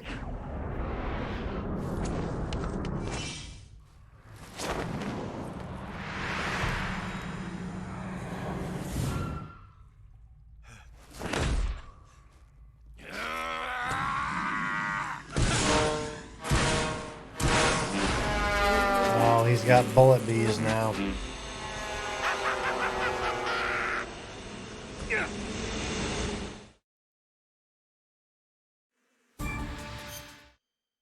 Okay, so going back here. Pain generally uses bees for attacking, notably summon either grenades or a Tommy gun. The latter is rarer and also almost impossible to avoid. If he summons a Tommy gun, jump in the water and swim low. He can still hit you through the water, or better, take cover behind a rock you're standing on. The second stage is essentially the same as the first, only the main difference being the presence of the highly dangerous bullet bees. First wave of which will occur instantly after the cutscene. They are easy to predict as the pain will crouch and shift around. Usually summoning command of some sort. They are also easy to avoid, being unable to penetrate the water. Okay.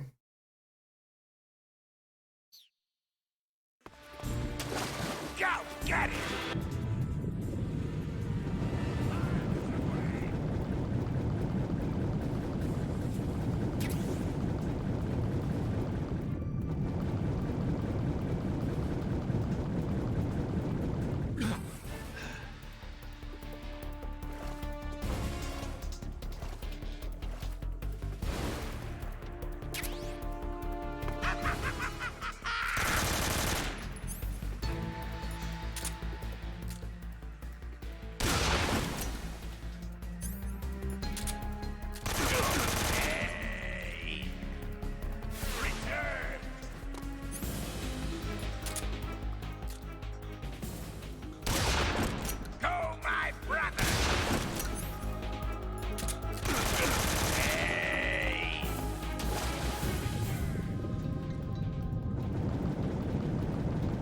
One more round should do it.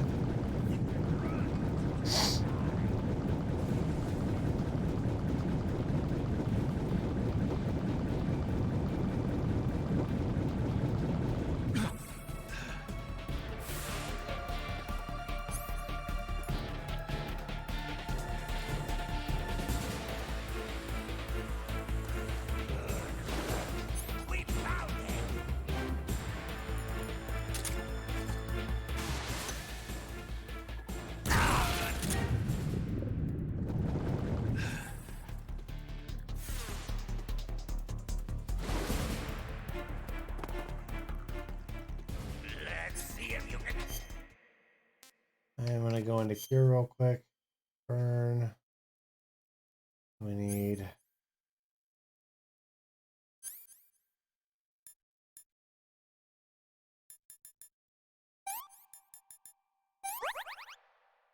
There we go.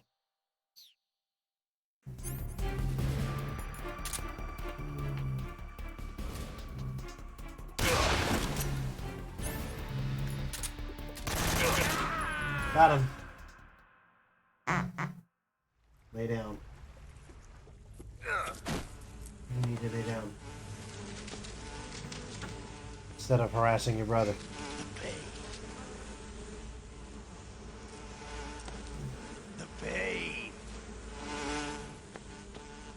The pain.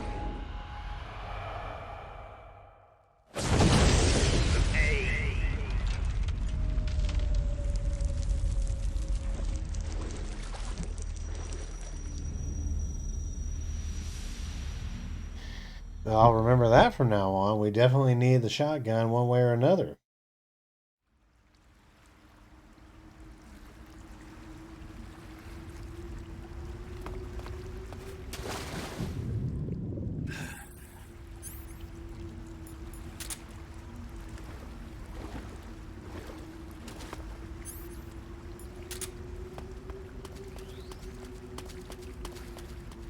Okay. Cave entrance.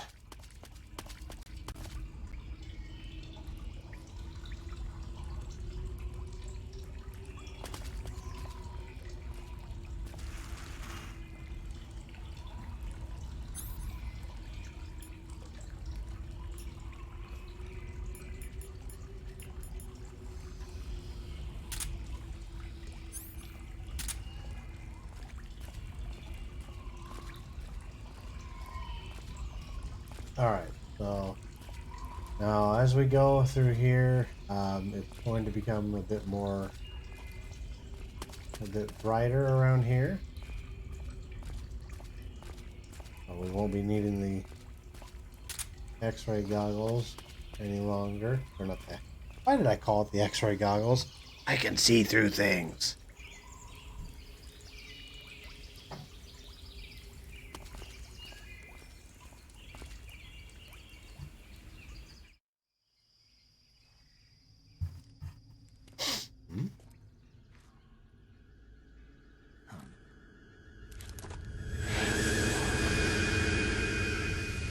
And here they said we don't have flying cars yet.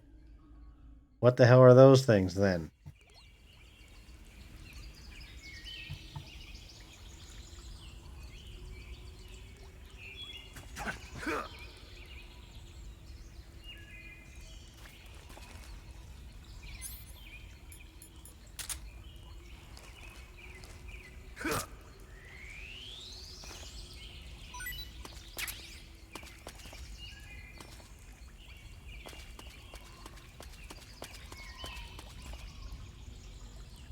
Oh, why am I going backwards now?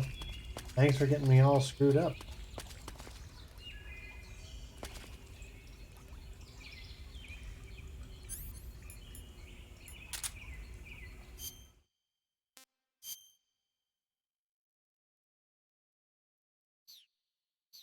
Okay, so we go this way. Alrighty.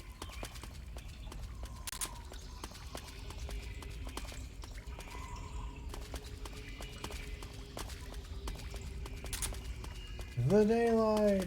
Or what's left of it.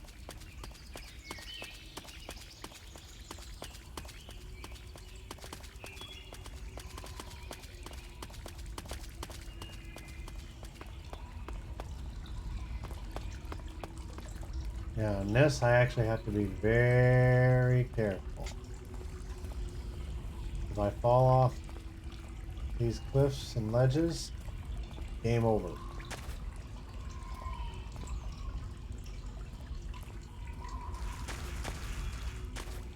Well, that happened.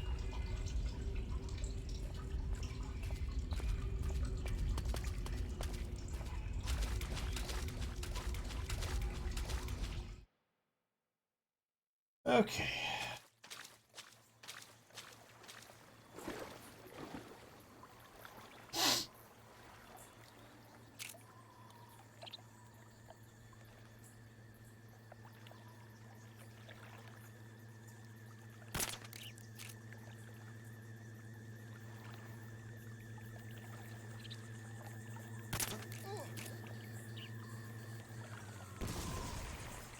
Took out your flying car, bitch.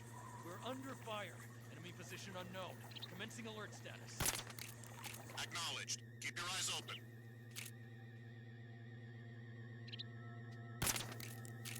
Huh?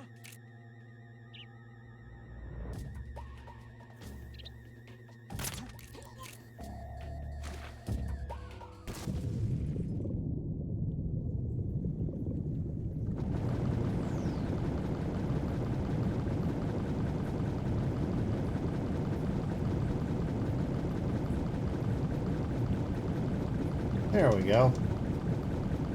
You just gotta follow this path a little bit.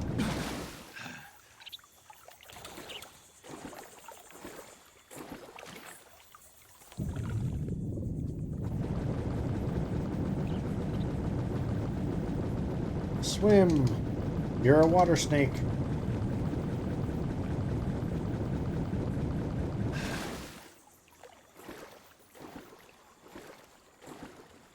All right.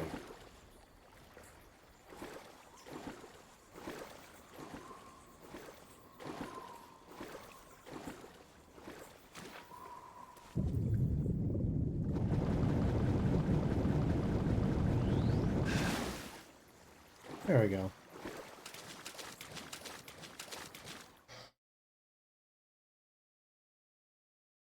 Onizaj. Is that how you pronounce it? I'm not very good at Russian.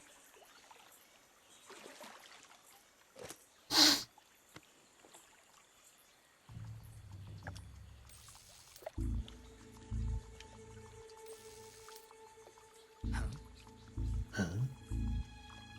What's this? Get your hands off me. I'm not going anywhere.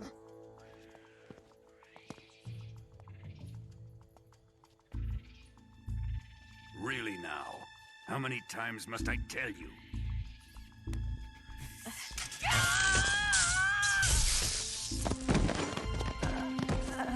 Tanya.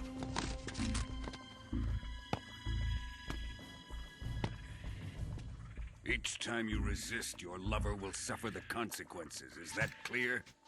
Vulcan.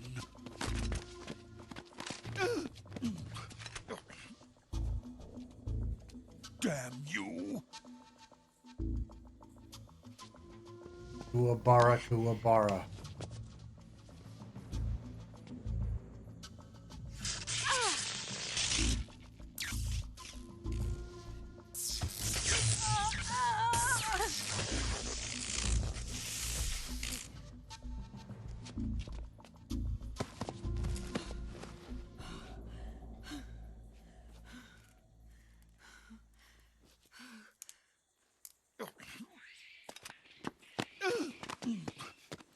Hold it right there, traitor.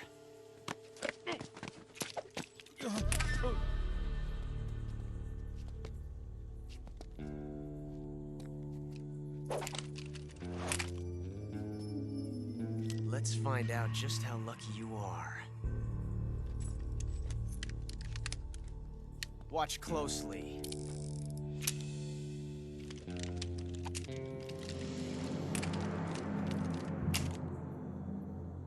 He never did this later on. One of these 3 guns has a single bullet in it. I'm going to pull the trigger 6 times in a row. Are you ready?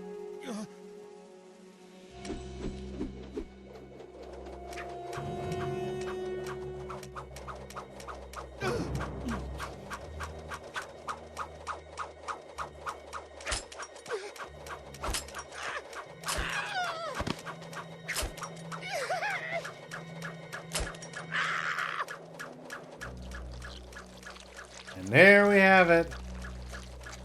It's not a Metal Gear Looks like game your luck until hasn't run out someone yet. wets themselves.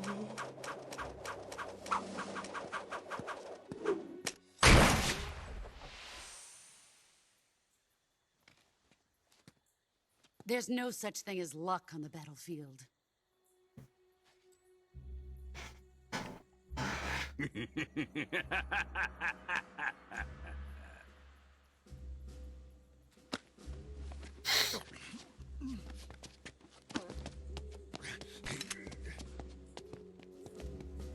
You'd better stay in line from now on.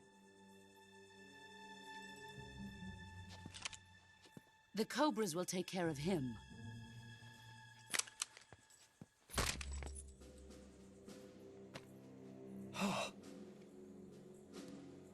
The only one who could keep Ocelot in line was his own mother. Whoops, spoiler! Has the CIA dog been disposed of yet? The pain is dead. What?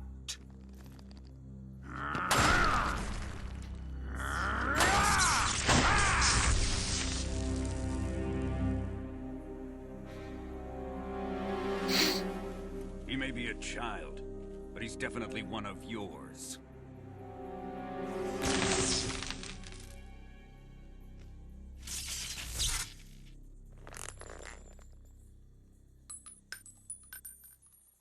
I fear Khrushchev may have a hand in this. We have no time to lose. You must eliminate him before the final test. Don't worry. They'll be able to handle it.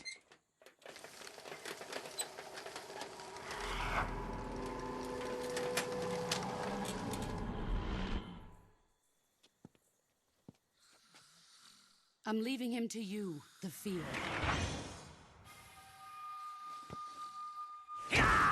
The fear.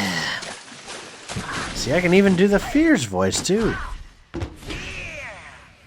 Fear. The old man is always sleeping. Is he all right? The end is saving what life he has left in him for battle. Normally, he's dead. But he'll wake up when the time is right.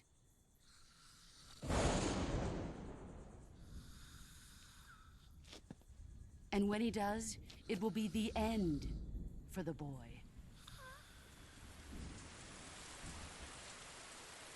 Nah.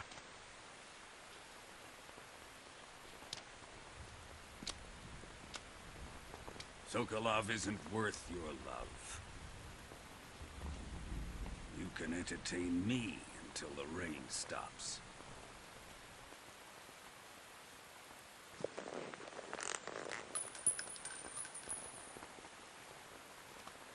Kuwabara, Kuwabara. Kuwabara, Kuwabara. Uramishi, Uramishi.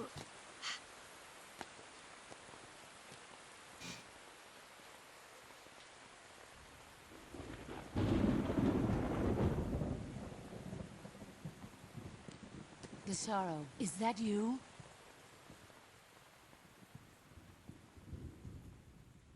I don't know. I couldn't see.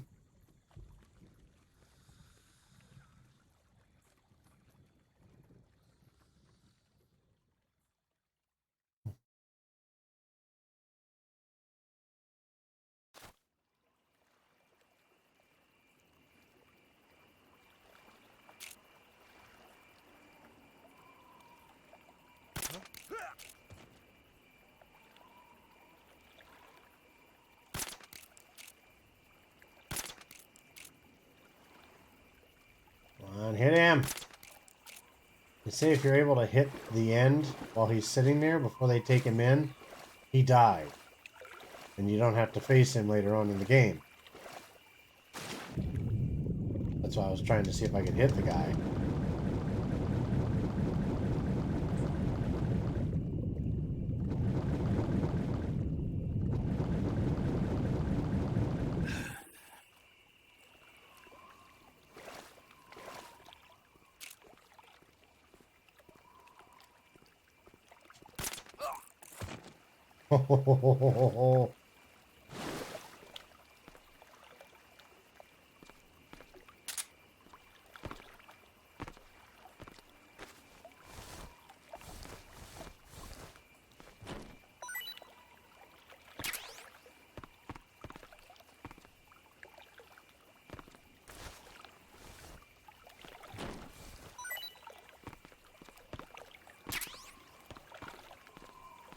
Good. He just gave me more friggin' shoddy ammo.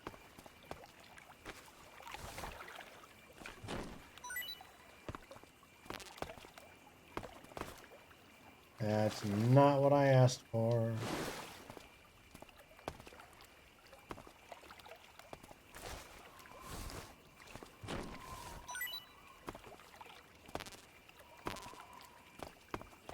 Well, in any case.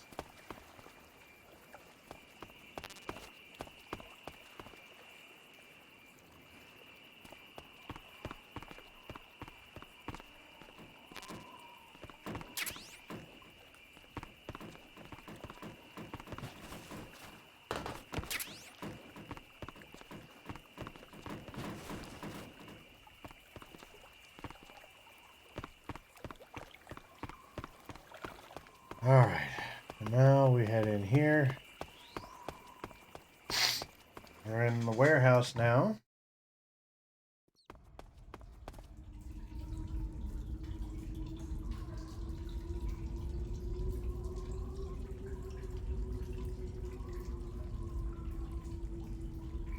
Oh, neat.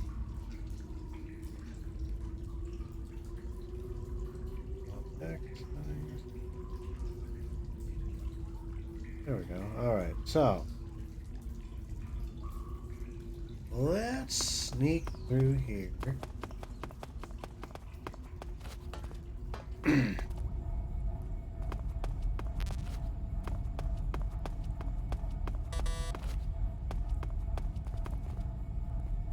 Oh yeah, that's right. There's a couple of assholes in here, isn't there?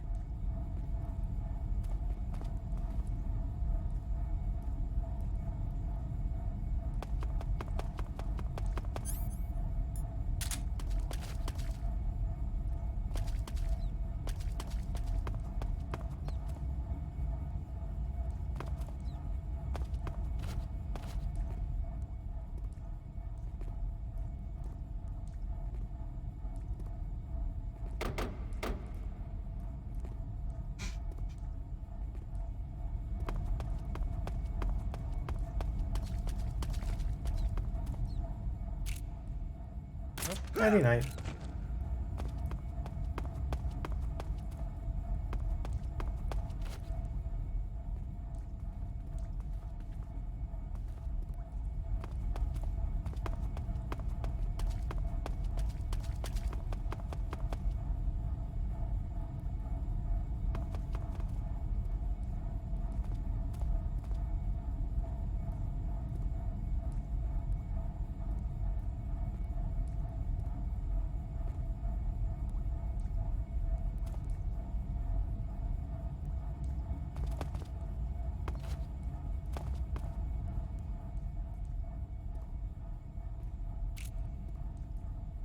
There's his friend.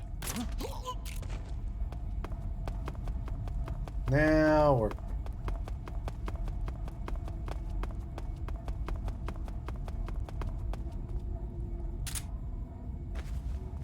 Alright. We can... Okay. That's fair.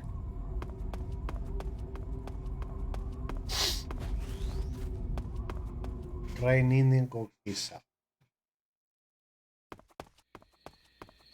Hey look, this is where we're gonna fight the fear here in a little bit. Fear.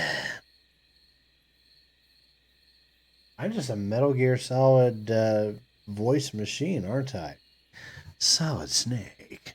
And by extension, Naked Snake. Ocelot. Not to mention, Liquid Snake. The fear. All kinds of voices.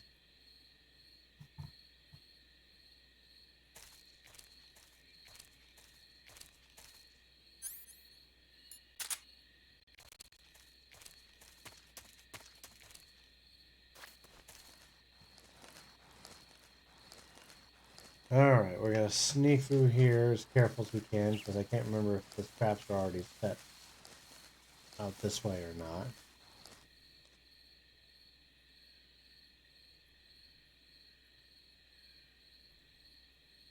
Okay.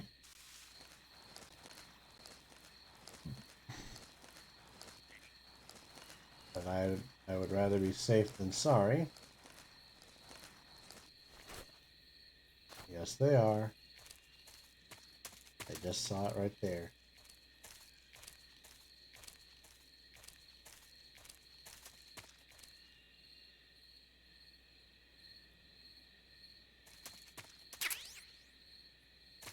Hey, somebody left ramen noodles out here. Neat.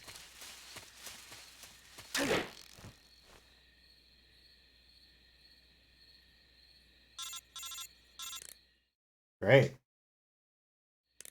Snake, have you been caught in a snare trap? Yeah, If you don't get down from there soon, the enemy might spot you. I know that. Then why don't you get yourself down? How am I supposed to do that? It should be obvious. If you get caught in a snare trap, press the action button. That will allow you to cut the rope. Hurry and free yourself before the enemy comes around. If it was only that simple. Press the action button for anything in real life.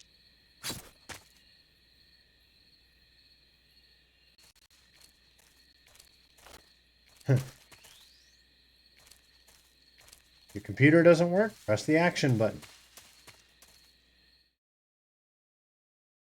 Your car broke down? Press the action button.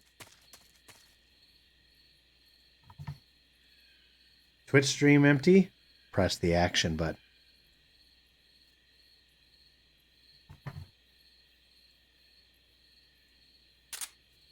Okay.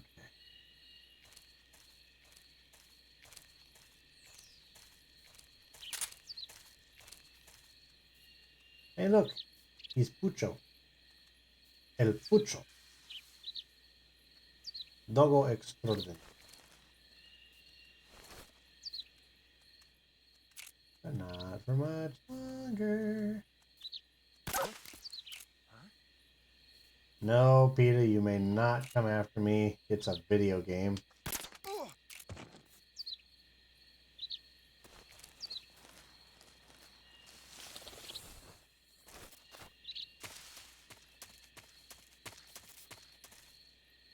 Well, I thought for a second I saw somebody there. I'm like, oh shit.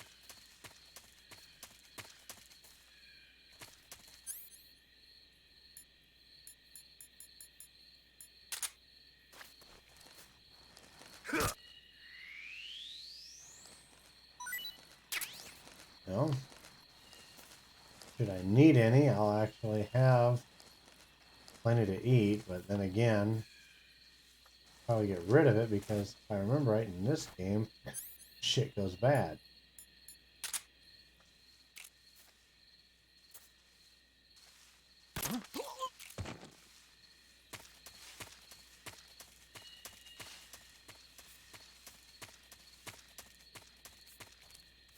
Oh shit.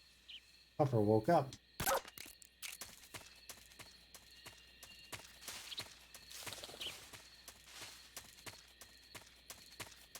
Puffers can actually wake up from sleep a lot easier than humans can, I guess.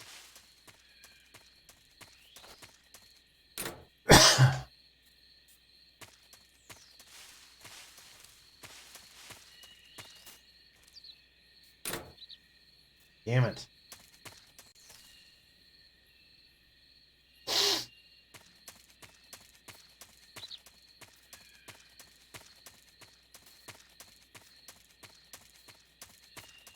Puffer's still sleeping. Good.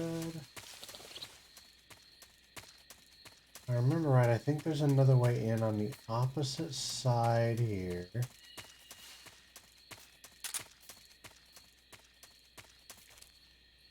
Yes, right here.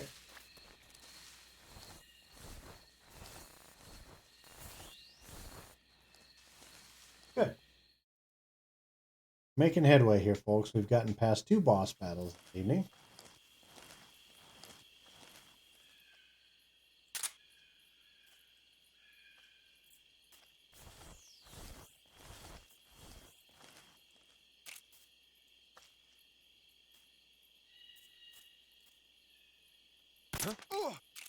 Wow.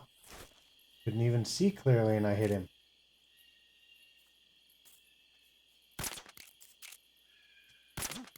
Right in the nards.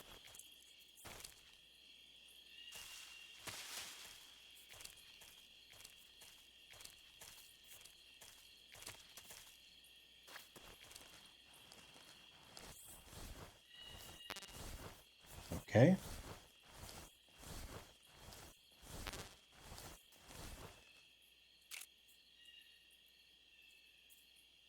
Hello to you. Strength in the leg. Drink him in the leg!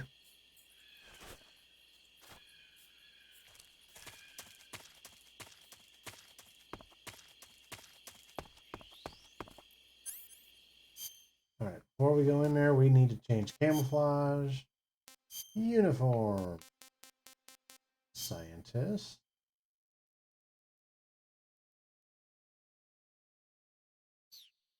And face, we have to say none. Wait, it's off. Okay, I guess I wasn't wearing any.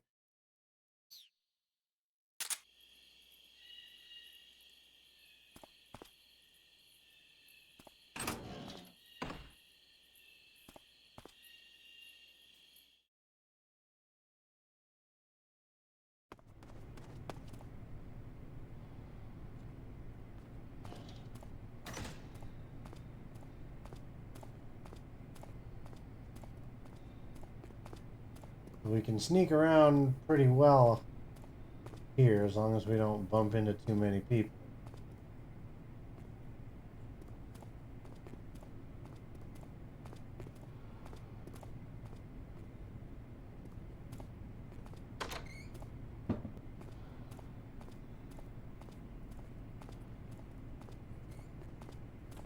As for all they know, I'm just a meek little scientist.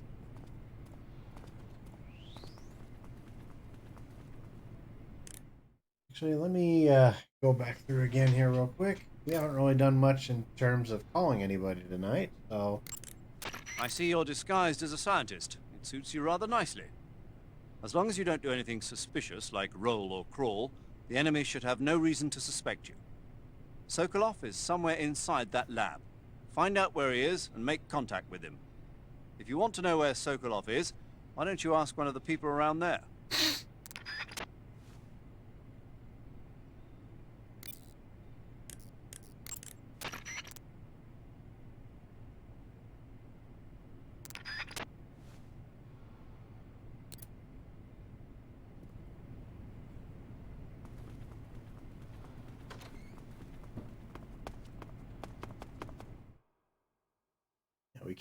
We can't go running through the halls as fast as we can either, because that would look suspicious.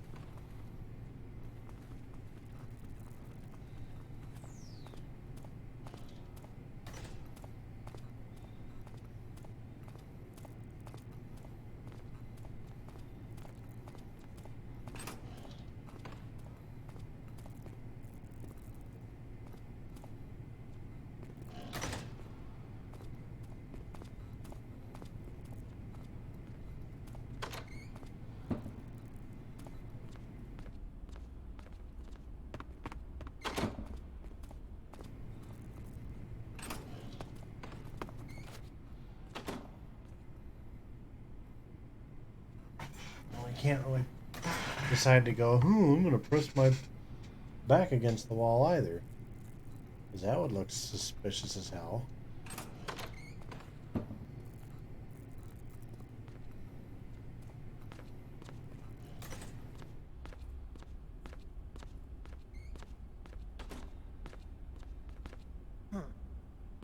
Who are you? Somebody! That's...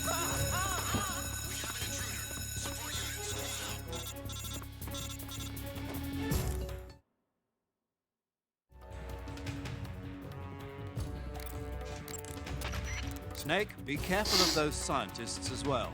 No, If they get a good look at your really? face, they'll know that you're not one of the scientists assigned to the lab. Take care to keep your face hidden from the scientists. Even if they figure out who you are, the scientists won't attack you, but you'll be in for it if they cry out or press one of the alarm switches on the walls. If a scientist starts to suspect something, turn your face away until the suspicion passes. Nice of them to tell me that in advance, right?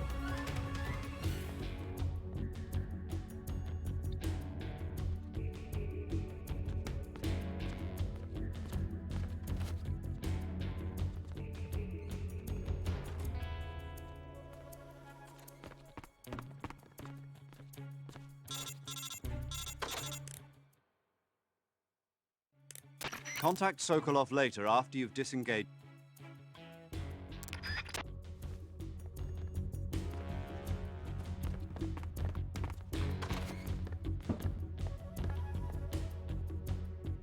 We've lost the enemy.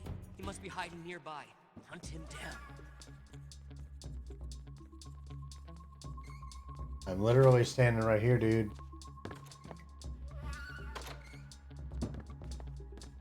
Did y'all just see that shit? Like, the most suspicious looking person in the entire damn place stands right there, and they didn't even come after me.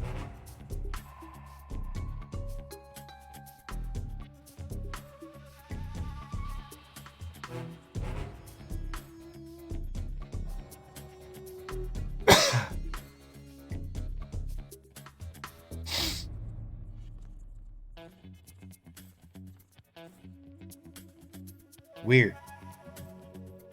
Weird, weird, weird.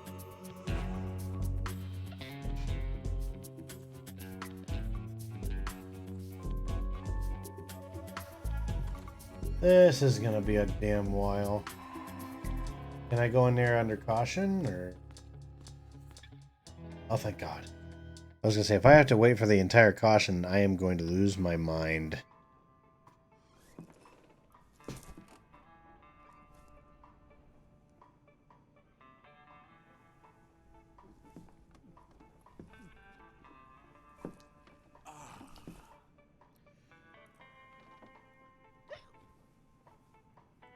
If you're looking for Sokolov, he's not here anymore. Put that thing away. You'll spoil my drink. So, you're the intruder everyone's talking about. He recognizes, Capitalist. and everybody else goes, No who? manners.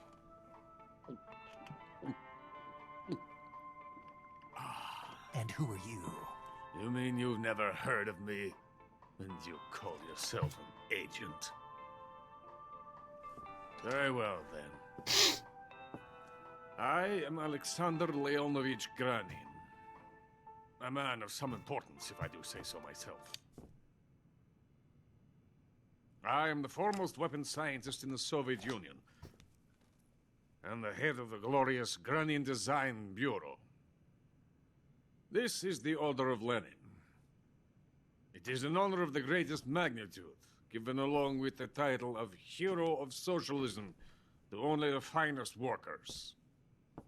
It was awarded to me in recognition of my brilliant contributions to society. Since the Great Patriotic War, I have created countless weapons in the service of our great communist society. It was thanks to me that we were able to stamp out the Nazi scum. It was I who created the basic design for the mobile ballistic missile system you know and fear as SS-1C.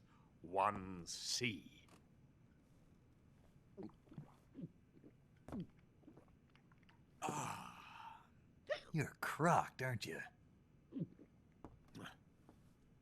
I'm merely drowning my sorrow. Because of him, I've got nothing to do but sit here and drink this crap. Him? You mean Sokolov? Sokolov. It's him you're looking for, isn't it? Because of him, I have been stripped of my authority. My research has come to nothing. Authorita? Look. It is a Uh-oh. revolutionary mobile nuclear missile system. A bipedal tank.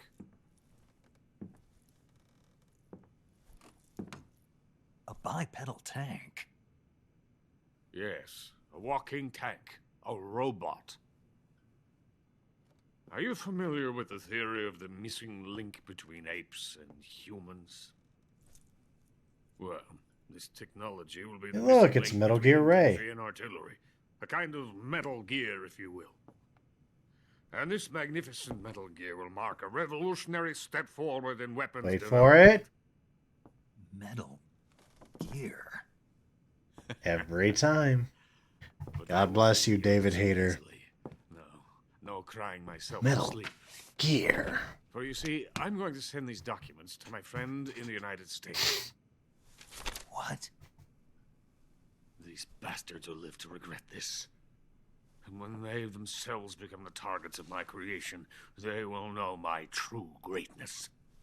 Yes, Sokolov's pathetic Shagohod pales in comparison to my work. What are you going to do with a rocket engine on a tank? About Sokolov. A tank does not need a rocket. It needs something else. Look at these. Nice shoes. Nice shoes. No. Legs. Legs that allow it to go anywhere. Just as when humans learn to walk upright. That is the real revolution in weaponry. Don't you agree? But the fool's in charge. Joe Sokolov. And where is Sokolov? My project has been terminated. The philosopher's legacy has been handed over to him. What the hell are you talking about?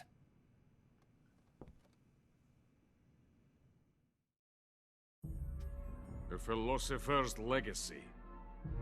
Haven't you heard of the philosophers? The Lalilule. Colonel Wait. has inherited What? an immense legacy. Volgin's father was in charge of the philosopher's money laundering activities. In the confusion of the war, they somehow ended up with their treasure. And Volgin inherited that treasure illegally. We never need to worry about the military budget. The development costs at our facility are all paid out of the Colonel's deep pockets. The weapons born here will be the genes for creating an entirely new form of warfare. The funding for my research came out of that legacy. Came out of it. Now, my money, my men, all have been diverted to the Shagohod project. Tomorrow they will be conducting the final test, while Sokolov is making the final preparations in the weapons factory at Volgin's main base, the great fortress of Grozny Grad. Here I am, playing host to an enemy spy and drinking myself into a stupor. That's where they moved Sokolov? Yes, And the Shagohod is there too? of course. Hey! You're not thinking of going to Grozny Grad. Are you mad? It's an impenetrable fortress. I'm sure it is. You'll be killed. I'll take my chances. Wait. What? Listen to me, you fool. I want to help you. Help me? To thank you for your compliment. What compliment? My shoes. Tatiana gave them to me. I wanted to thank you for complimenting me on them. I'll tell you how to get into the fortress. In return, I ask only that you get that idiot out of there and destroy the Shagohod. There is an underground tunnel that runs around the perimeter of the fortress.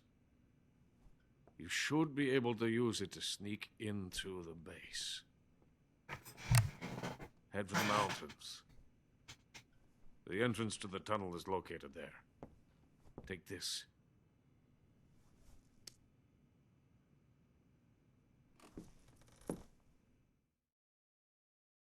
You passed through a warehouse on your way here, didn't you?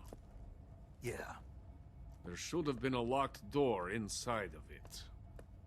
Do you remember it? This key will open that door. Beyond that door lies a vast jungle. You can climb up into the mountains from the far end of the jungle. Go back to the warehouse. Use the key to open the locked door and head for the mountains.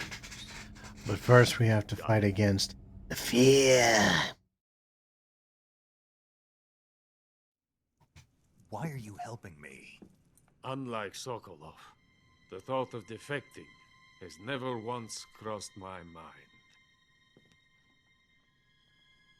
I love my country.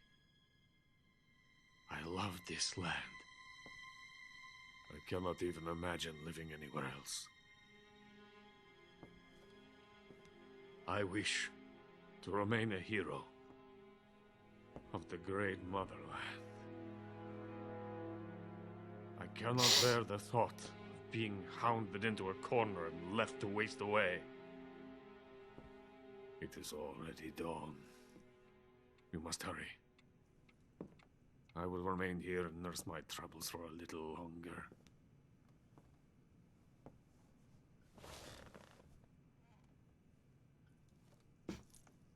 To capitalism!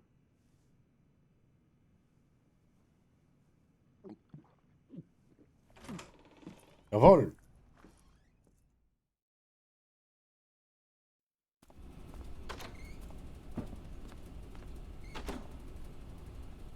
Okay.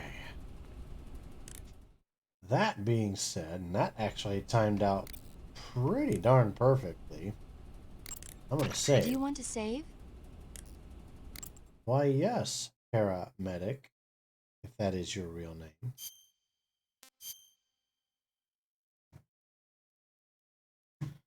We have gone for just under 3 hours. So, Snake, have you seen 007 From Russia with Love? Nah, I don't like those James. Real spies are nothing like James Bond. It's pure fantasy. Snake, I don't think the Major's going to like you saying that. And even though it's fiction, I can't help but comparing myself to Bond. What exactly don't you like about James Bond? I mean, is it the fantastic gadgets? The cars? The guns? Major, Snake, wouldn't you like to have a gun shaped like a pen? what good is a pen gonna do me in the jungle? I'd look like a fool. Then what about a snake-shaped gun? You could make it look like you're grappling with a giant snake and then get a shot in on the enemy while they're distracted. Ha! Okay, now you're being ridiculous. We'll make you a snake-shaped gun that folds up and fits into an attaché case. Will you give it a rest? Oh, I get it. You're worried about how to handle the ladies, aren't you? No. I knew it. To tell you the truth, I don't like the idea of playing hanky-panky with enemy femme fatales either. But that's part of Bond's appeal. You could learn a thing or two from him. I mean, what about this Eva? What are you planning to do with her? I don't even trust her yet. No, that's not what I mean. You can't let yourself get involved. This is a game of spy versus spy. She's using you just which as much was as a you're great using NES her. game back in the I day. realize that. You've got to grab the initiative, and to do that, you have to get the upper hand in the relationship. That's what a spy is supposed to do. Get the upper hand. I don't think I'm cut out for that mission. Maybe if you change your code name to 00 Snake. Major. 007 is the biggest thing to come out of England since the Mayflower. I wouldn't be surprised if they made 20 more of those movies. Didn't No. you know? The Major is a huge James Bond fan. Don't get him worked up like this. Worked up. Maybe you don't realize this, but now that you've got him started talking about Bond, I'm going to have to listen to him lecture for a whole hour after he gets off the radio. You have my sympathy. It's too bad you can't enjoy such a great movie, though. I guess I'm just one of those people who can't enjoy spy flicks. All right. With that, that is where I am going to end. I'm going to switch back over here. Now, worry not, dear friends. We got ourselves quite a few decent clips tonight. For only being on for 2 hours and 50 minutes.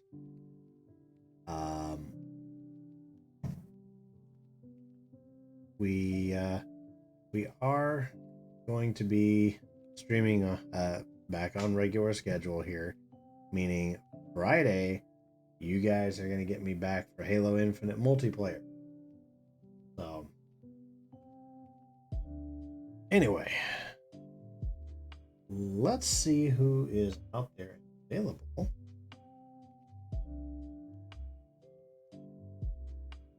For y'all to raid here.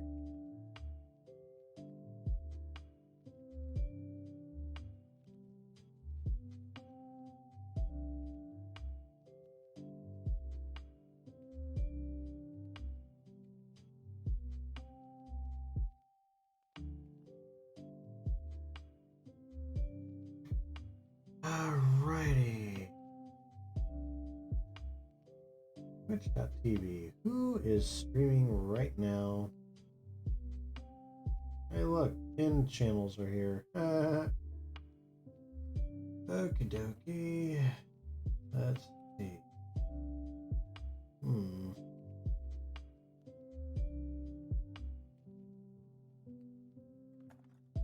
We could go back and raid the Raven Armed again. For those who have never seen the Raven Armed, you are in for a treat because this gentleman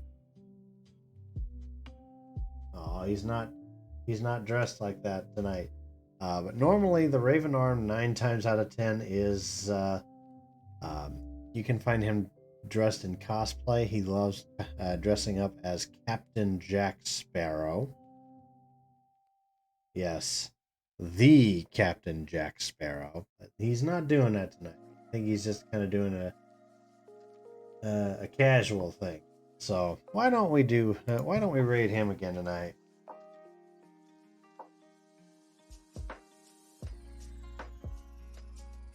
But so for those, so if you're watching this on